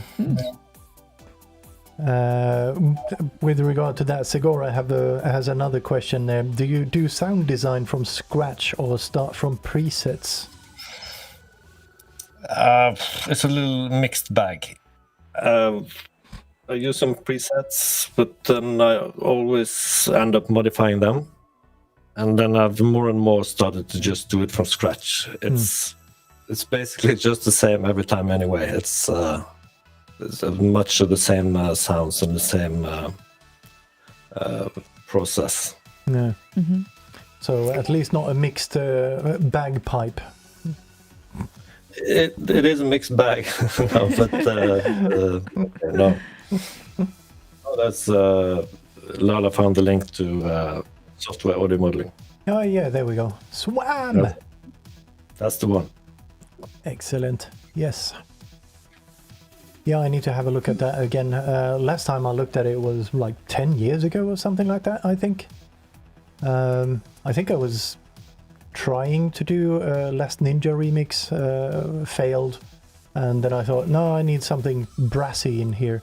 And found that, but never actually used it. Speaking of which, FS had a question. No Last Ninja remix found error. When can we expect your first one? Well, like I said, we were not that focused on games back in the day, so I'm not. I mean, I like the Last Ninja music, but I'm not like a roaring fan. It's just nice. However, I do have one. However, I do have one among the 177. There is actually, but it might. Okay, I can reveal it's actually a Rain's remix. Of, so that's. I guess that counts. It does. So maybe it's coming if I can finish it. Stinson says, like the game, just nice. I didn't mean to badmouth the Last Ninja music. It's just that it's nothing we didn't listen to that or aspire to that. We try to be Drax or something like that. Yeah. Yeah, and well, Last Ninja got enough remixes already, right? Yeah. Last Ninja and Delta and Light Force. Those I think are the top three. Of, Delta, I definitely want to do one day. That's my favorite Rob Hubbard. Yeah, nice. Maybe that and what's this other one called? I don't remember. But there's one more Rob Hubbard that I think I have to do. Well, You have to do. Also, yes?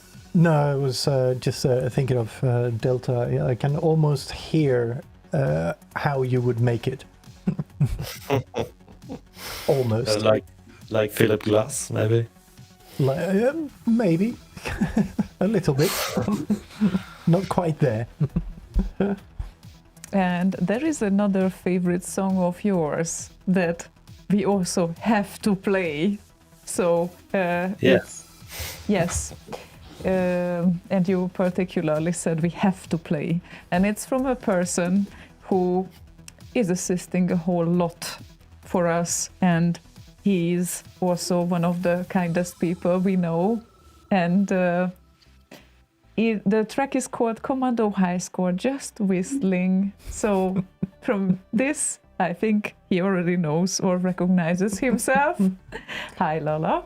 And yeah, this is also one of your favorite remixes of all time. I'm a sucker for anything with whistling, and this is a very good whistling song. Okay. Nice.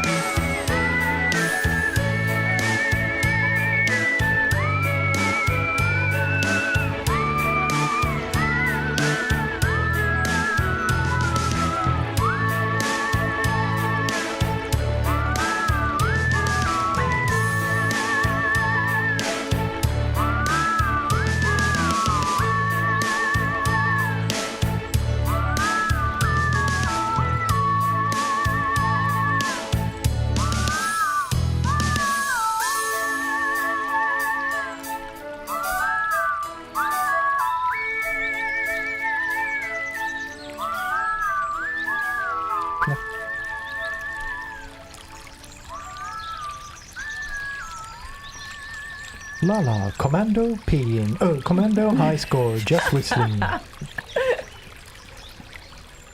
Very nice one. And Lala also has a question. He says, what is your favorite memory from your childhood, Commodore and non-Commodore related? This was a really difficult question. I mean, I had to think about this. And for the Commodore one, I think actually I was thinking about the first time I heard a SID, or the first SID I can remember hearing. And that was Draconus, the riff from Draconus. And I didn't remember that. I was thinking about that for years, and I didn't know which SID that was, so I had to go look for it. And I've had to browse through all the... I guessed it was from a game, so I had to browse through all of them to find that one, because it really brings back memories. But then during that time, Tim made a remix of it. And then I recognized it and found it, I think. It was something like that. Oh. Yeah, he released his SID in June last year, and you released your own in December. Yeah. So then, but when I heard the SID again, I was a little disappointed, because sort of like Trap, it has a lot of tempo changes, and so I had to work through that and skip that. So the disappointment part was only because it was so difficult to remix? Well, yeah, the intro riff and all that is so great. It's etched in my memory. Yeah. But the rest of the SID was a little disappointing to me. But I just sort of took out the parts that I like and made something of it. Yeah. But non-Commodore related, I can't think of anything. That's too difficult. There is nothing outside of I don't Commodore. have good memories, but it's the setting. But I guess some Christmas or something. When you got your Commodore. Leave Sid out of this. I think I actually had a Commodore 64 from 1982. Oh, very early. Yeah. One of the first ones to get one then, I guess, around here. Well, I remember it was at least it was etched in on the do you call it the motherboard inside it, on the board, on the chip board thing. yeah, the main board thing. Main board, yeah. Wow. Are you looking for something, Slaygon? He is looking for something very... okay. Oh, right, the main board. Yes, the main board. This one lacks the SID chip and VIC chip, because I put them in the 64 behind me here. But the production year is on the one on the side there, isn't it? Yeah, this one is one of the newer models. It's from the 580. Yeah, this one is one of the C64C boards. No, C64E even. So I don't know what year this is. I can't see a year on here.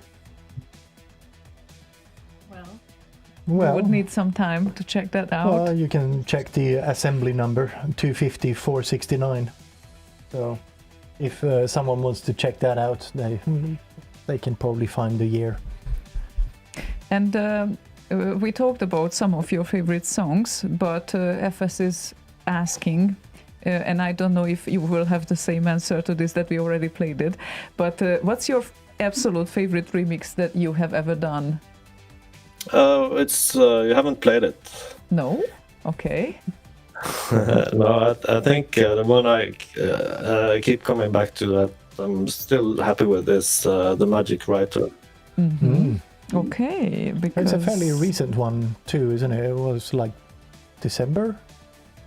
No, it was maybe May last year. May. Yeah. Was it that early? April was the release. Oh, No, wow. sorry, maybe not, because import date is it's not the February. same. Yeah. But unless you did more versions of that, which I don't think you did. Yes. So Only one version. yes, exactly. So February. And I guess we Oh.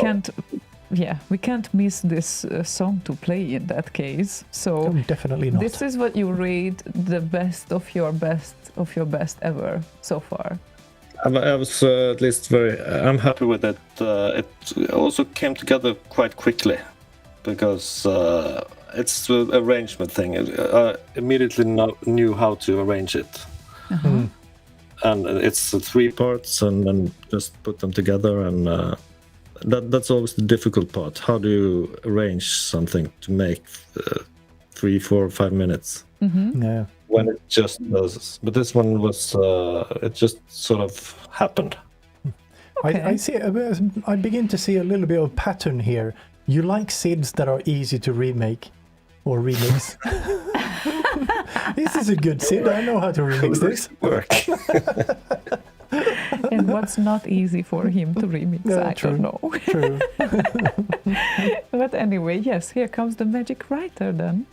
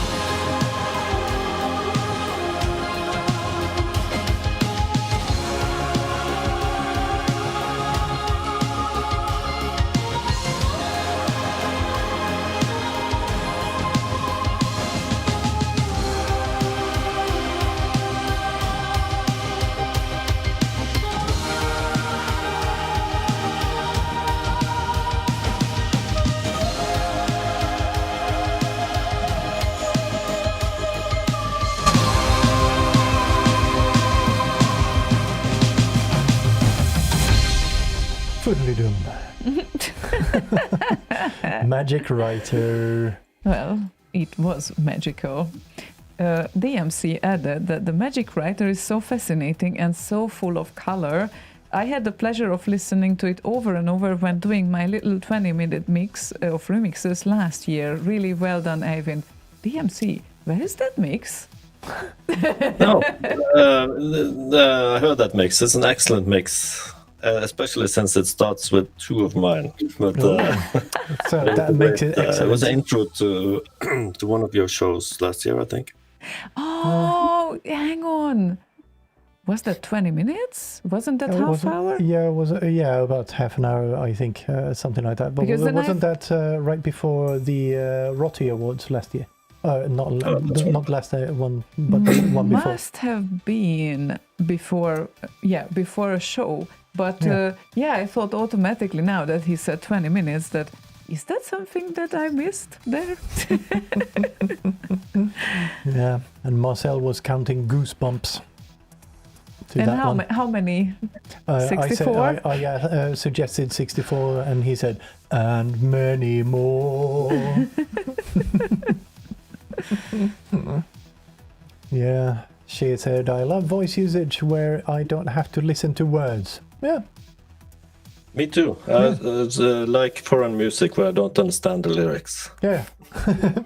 So it doesn't draw your attention away, you just emerge in it. Exactly. Yes, and DMC confirmed it was when Glyn was our guest. I thought it was before the Rotti show. Okay, yeah. Yeah, I remember that there was something happening, but I did not remember the event. Yes, so. Yeah. Wow. It was a great set. So, will you attend Back in Time live this year, FS asks? Obviously, yes. I live 5 minutes away from the venue, so... That would be such a shame if you wouldn't. No. Not gonna. Really looking forward to since there was no bit last year, so I'm really looking forward to it. Yeah, it's going to be interesting with the whole venue. setup and everything, and combined with the esports event as well. So hopefully a slew of new people on the remixing scene. Interested in retro gaming in music, right? Yeah, so that should be very interesting, I think. Yeah, I agree. And also FS asked, what advice would you give to someone who wants to start remixing C64 music, like us here, aspiring remixers? Well, technical advice that's a little difficult to give in a general way, but I think, like I said, when I decided to participate in a competition, to sort of make a goal, something, okay, I'm going to finish this, and it has a deadline. Mm-hmm. That's automatic if you participate in a remix competition. Very good advice, I think. Deadline. I like deadlines. Personally, I hate them. No, I don't like them sometimes either, but they help a lot to get something out of your system. Yeah, very true. Very true. But in general, I don't like deadlines, but for getting started, definitely. Because then at least you have something that kind of forces you towards that goal. Yeah, exactly. Yeah. You need to sit down and suffer through it. Yeah. Especially the start is usually the most painful, but after that it's gonna get better eventually. I mean, it would be the same with anything. To learn to play the guitar, that really hurts your fingers, and but if you sort of set a goal, then that helps. Without a goal, you will just think that, oh, my fingers hurt, or I can't make this goal work, or something like that. Why am I making my fingers hurt? But speaking of guitars, Proton also had a question. Do you play your guitars yourself, or with real guitar, or are these synths? Always since. I think maybe I played guitar in one, I don't remember which, but I remember recording a guitar for a remix. I didn't like it.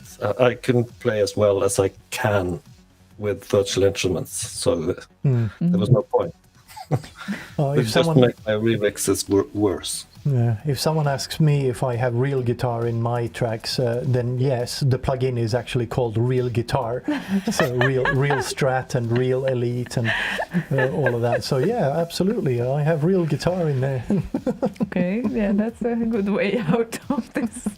But I think like a real guitarist can tell the difference also, like an Oh, yeah. Polo, and they definitely can hear right away that this Oh yeah, is, yeah, definitely. It's like I included a violin in one of my remixes. Can't remember off the top. Black Lamp in the intro, and of course TDK being a violinist, he complained about that because why not?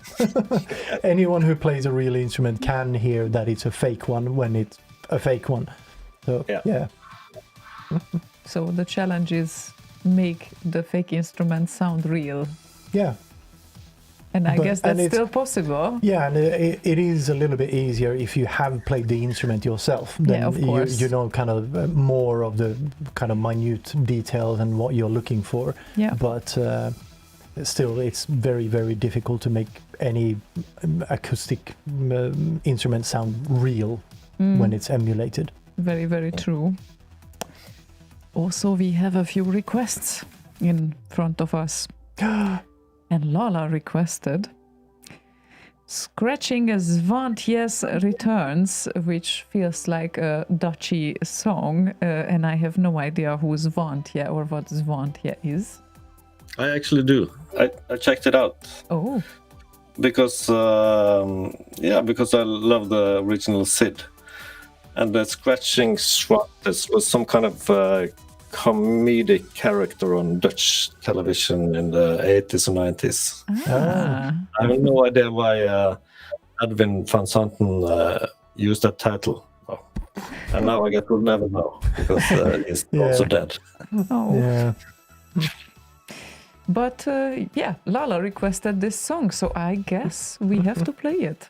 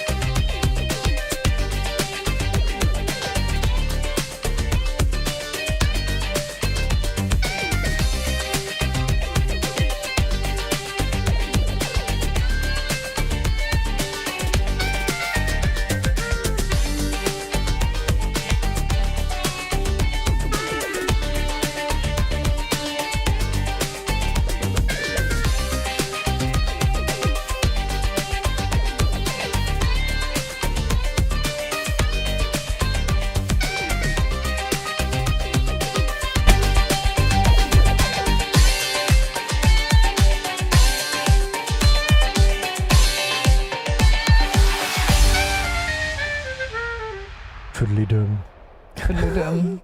And even this song shows actually how you like long intros, right? Am I right? It kind of feels like you like to make long intros for the songs or long like lead-in kind of parts.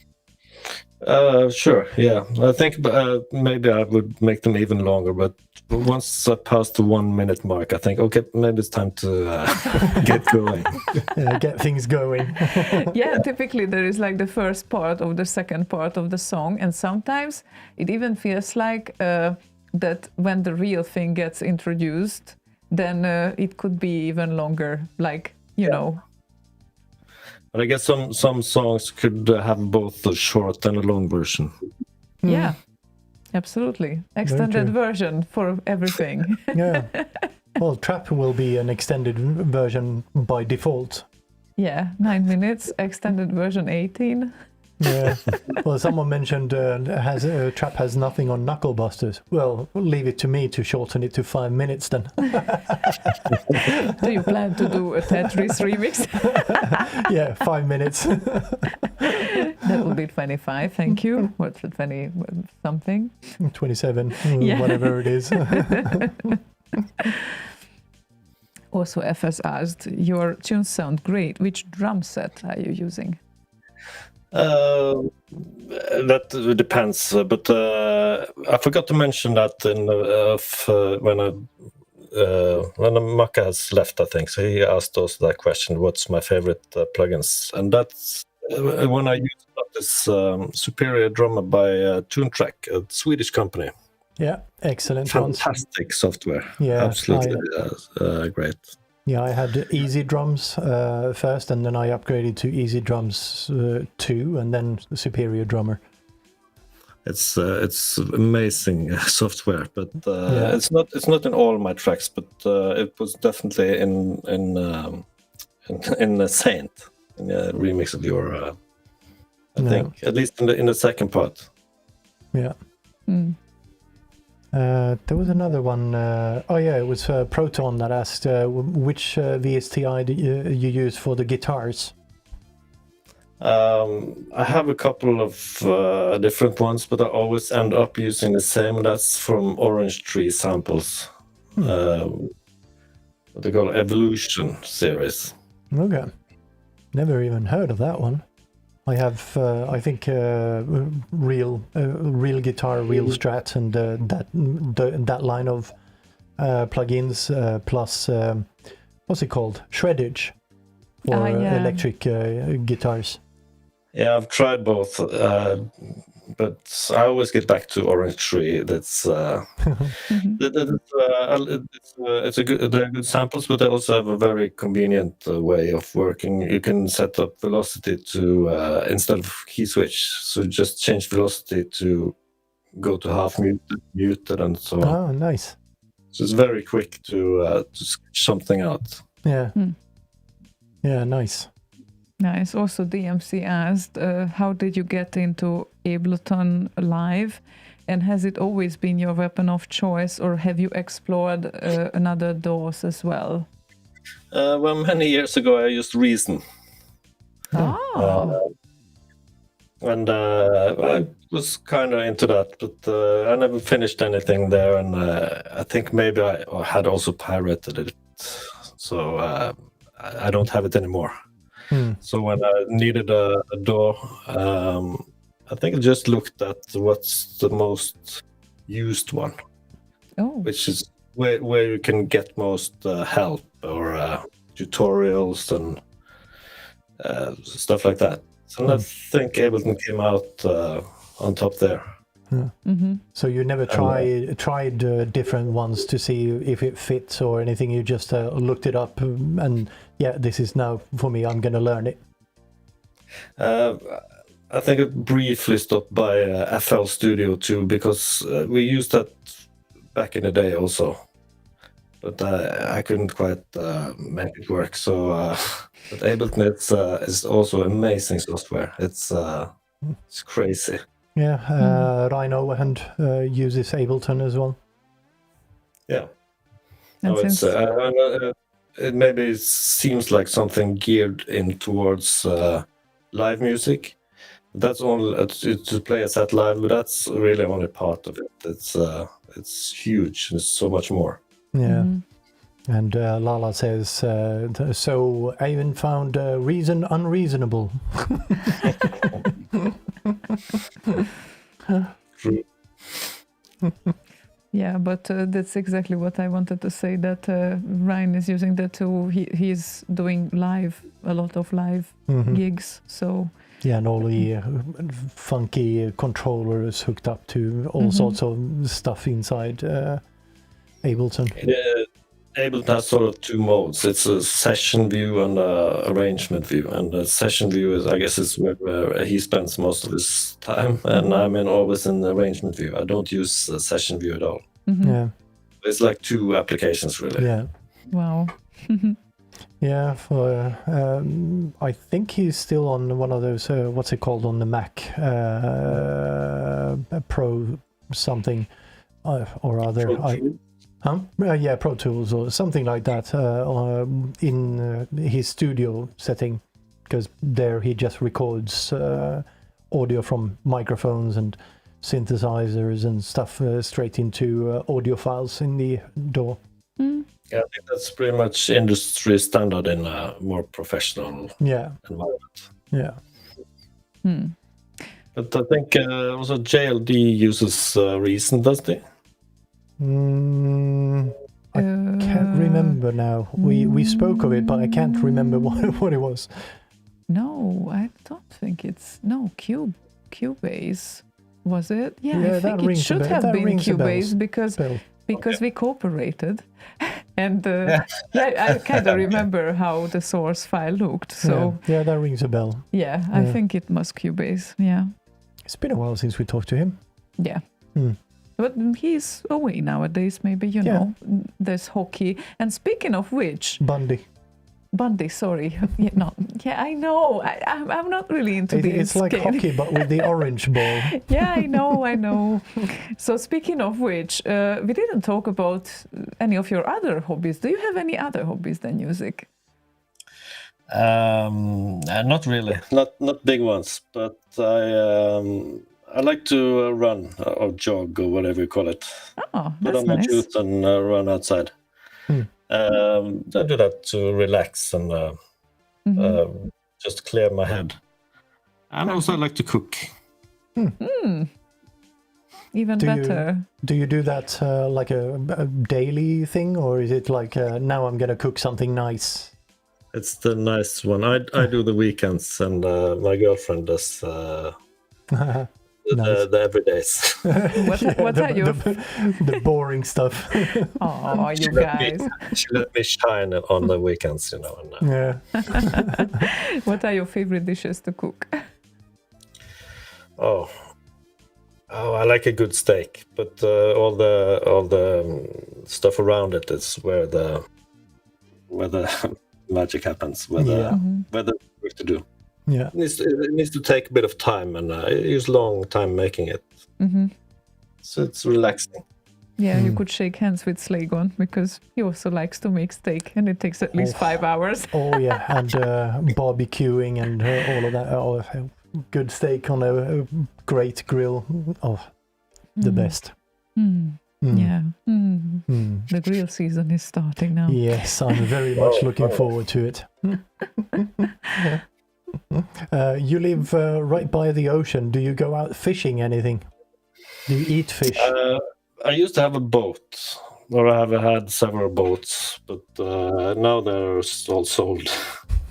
But there wasn't that much fishing, really. I'm not that crazy about seafood, so why would I get stop doing that? I don't understand you guys. I don't get it. We live by the ocean as well. I would never go fishing. My first comment was when we went to Bergen that, okay, now I need to have a proper Norwegian salmon. That's my first lunch plan, please. Yeah, we did have something at the restaurant there Yeah, it was by the delicious. docks. Very nice, yes. Yeah. But if you have recommendations, please share with us. Well, I know you don't like seafood, but maybe you've heard of someone that this is the best restaurant in town making No, salmon. actually, my favorite restaurant in Bergen is a seafood restaurant. Perfect. And So we I can have been definitely there. make that recommendation. Okay, cool. That's really nice. Noted. Yeah, Stinson says, yum, salmon. Mhm. Ugh. You don't know what's great. Obviously, I do. Segor asks, what is your take on mastering? Multi-compressor, limiter, render out, listen to it in the car, or earbuds? Actually, I don't do that much mastering. I tend to mix a very low volume. I have like a 10-15 dB headroom. And then when I'm done, I just usually just drop a limiter in there and turn the gain up until it starts working. And then just do some, check the EQ and balance, and use a reference track, of course, very important. Uh-huh. Yeah, well, if you do proper mixing to begin with, then less work to do in the mastering stage, obviously. I think that's just true. I consider it just the turning up the volume at the end. That's That's mastering. That's a quote. Mastering, turning up the volume at the end. yeah, making it loud. Yes. But then you don't really compress a whole lot. I compress the individual tracks, of course, but to do this along the way. Sort of. Okay. So it kind of melds into the mix and whatnot. Yeah, not joining the loudness war. Have you ever met any original composers of the tracks you remixed? Well, now he has. Well, We met. Slaygon. You met. True. But anyone famous, maybe, or more famous. Okay, sorry. Good point. Yeah. Well, I met Rob Hubbard and Matt Gray, Jaron Tell, of course, but I haven't met them. Sort of, I don't know if they've ever heard any remixes I've made, so not in that sense. But I've met you, of course. I've remixed Yuga too. Glenn Rune, a friend of mine. So lots. Okay. And Cher is asking, Eivind, -6 dB on all voice at least is a question. I guess in the mixing stage. Yeah. No, yeah, actually, I used to have minus 12. I think it's a default track. Or maybe minus 15, but now it's a bit different now. I'm mixing on headphones, and I've gone down to maybe minus 10 or minus 8 or something as a default. And are your headphones like the very flat type of sound, so no Yeah, addition? it's these ones. What are those? There. It's I. Me. Actually, it's the AI. But I don't think that's what it means. It's just a Danish company, I think. It's a studio wireless studio headphones. Uh-huh. So when you put them on and try to listen to something, you just go, I. Yeah, but in Danish. Yeah. Okay, and well, it's incredible how all those hours have flown away. Oh, geez. Yeah, yeah, we're I coming know, up on right? the end. Yeah, so That went quick. I thought that we might want to play a song for Funky Data, then come back and maybe say goodbye with an exit tune. If Sounds like a everyone good is- plan to yeah. me. Yeah, so Funky Data wants to hear Out of Nothing featuring Atom Guitar. And of course, original composition by Shell and released about 2 years ago. Yeah, kind of. Yeah, almost. So, yeah, what can you tell about this song? It's a bit. I wasn't really sure I was going to release that because I wasn't so happy with it. It was okay, but not. I had it lying around finished before I sent it out, and it's very strange because all my tracks are on SoundCloud just for for storage. This is by far my most popular one on SoundCloud. Everybody loves it there. It's Well, they do. more listens than anything else. Yeah, they do love it on Remix 64 and RKO as well. Well, Sure, yeah. it appears we have to play it then.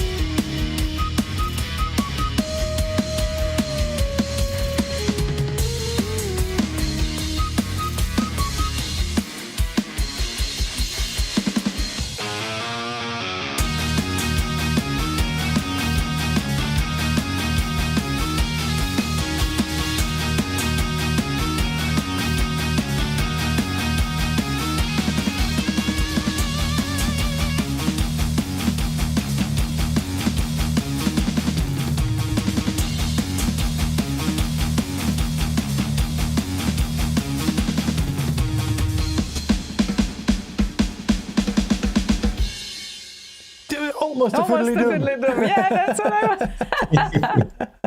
Nice. Was almost there. And it's not a typical tune of yours. No. Pardon? It's not a favorite? Not a typical thing for you. No, it's maybe a little... no, that's true, I guess. Maybe that's why I didn't... I was considering not releasing it.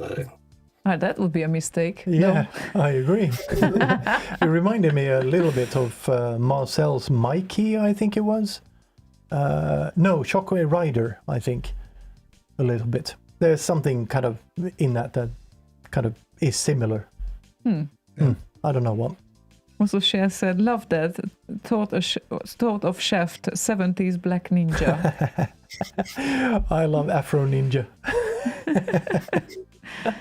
Yeah, it seems like you really needed to release it because so many people love it. Just love it.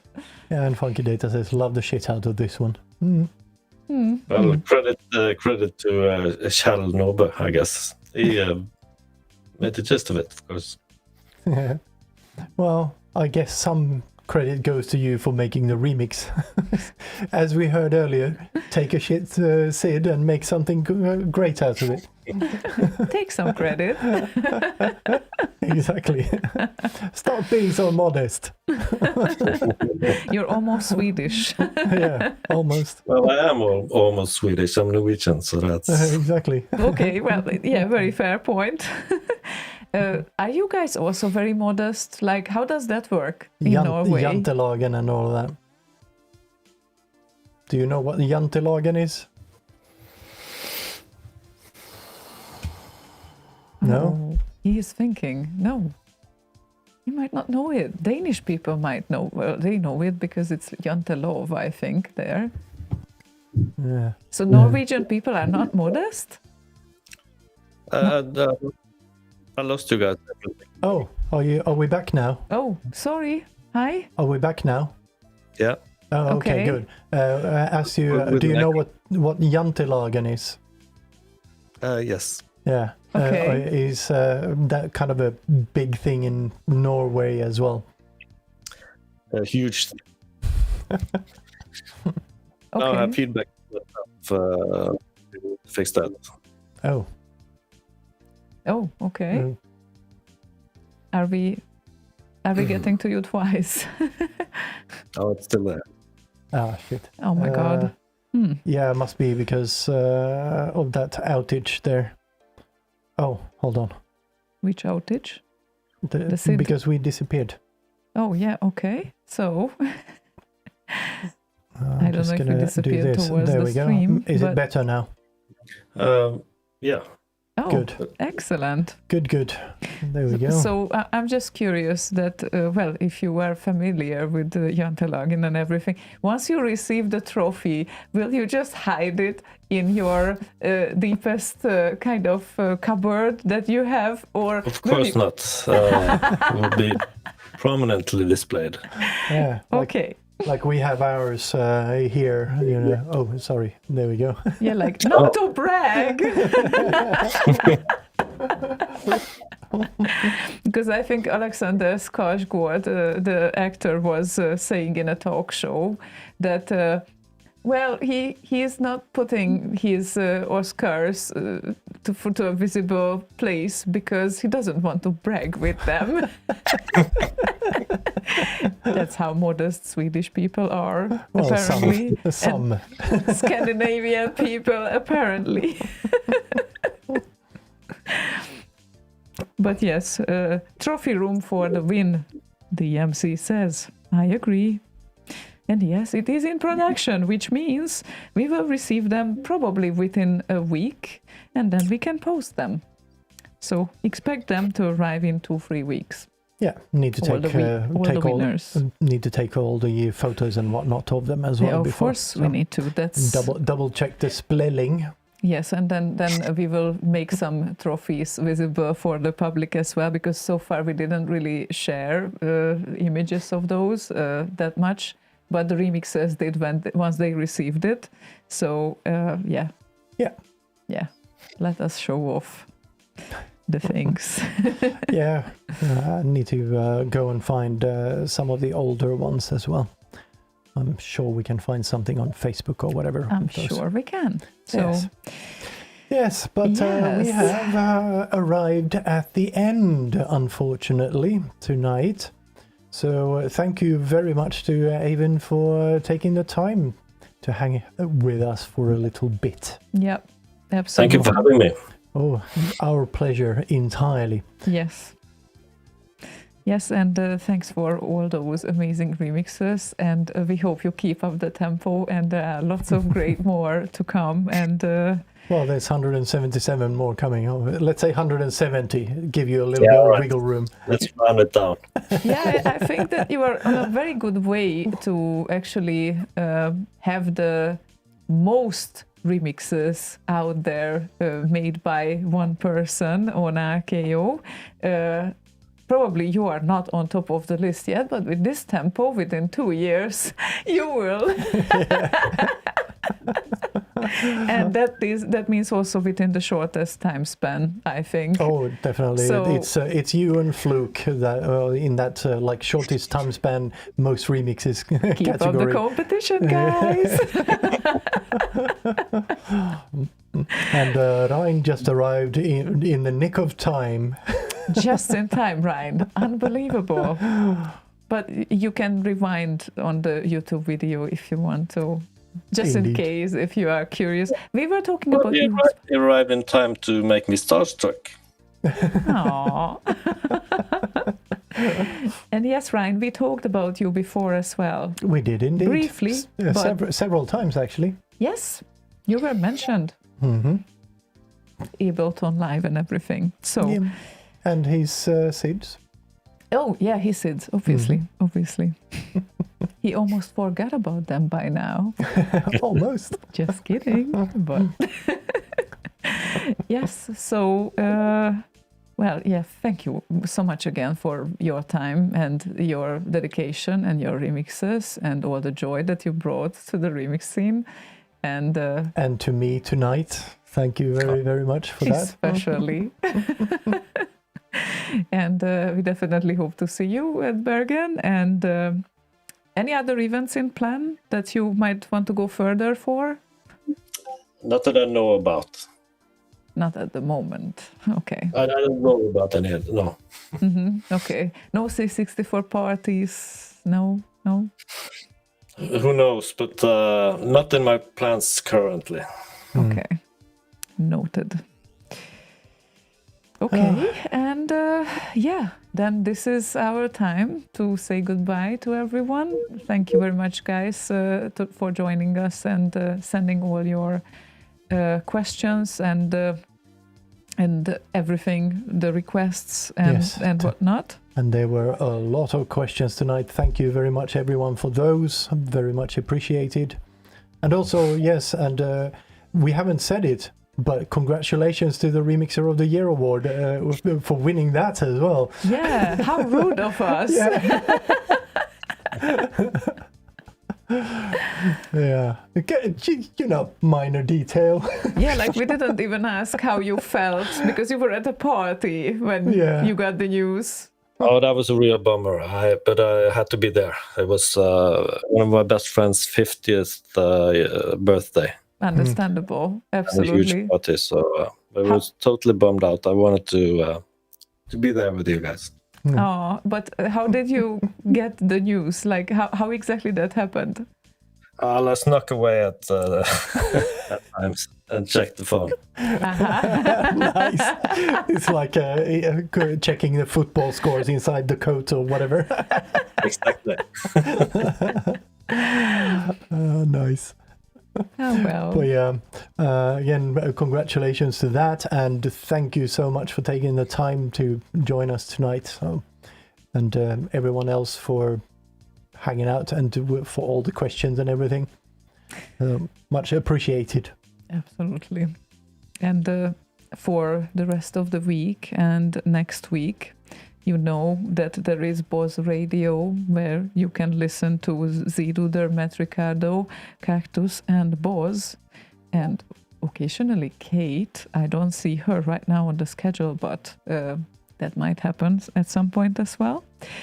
And we will be back next week. I hope my plane lands in time. I hope so. Because, yeah, that will be Thursday. But, yeah, we will be back next week with a normal request show. And our exit tune for tonight is Proton's request, which was Vertigo from Eivind. Go Deeper. Also, what's that stand for, Eivind? What? Vertigo. Go deeper. Go That's deeper. from the vocals, really. I've added some vocals to that, and I think she says that there's a sort of a ad lib talking there. Okay. That's from there. By the way, the Sid is amazing. Vertigo from by Rock, absolutely fantastic. Yeah. I think we have another guy on the channel that has made a remix of that too. THC Flatline, Shelalik. But that was like 15 years ago.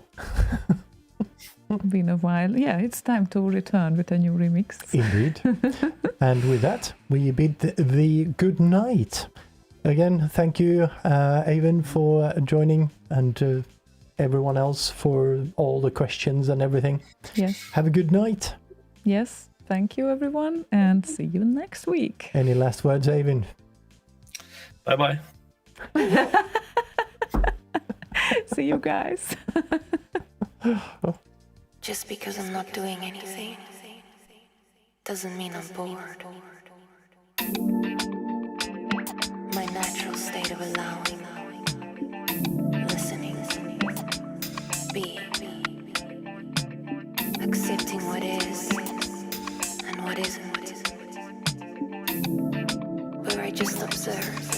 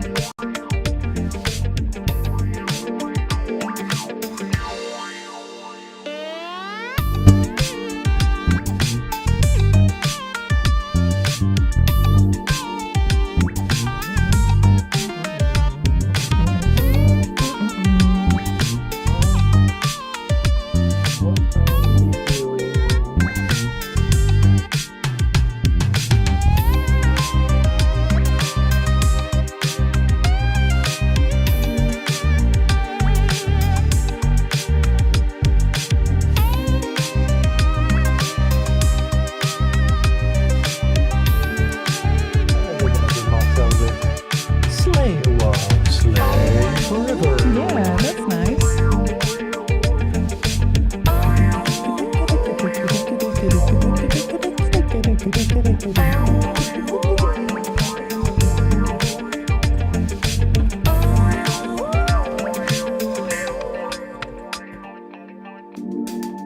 I'm just creating space for what is still to come. The space where I can go deeper. It feels like the part of me I've always been searching for. The space where I can just be.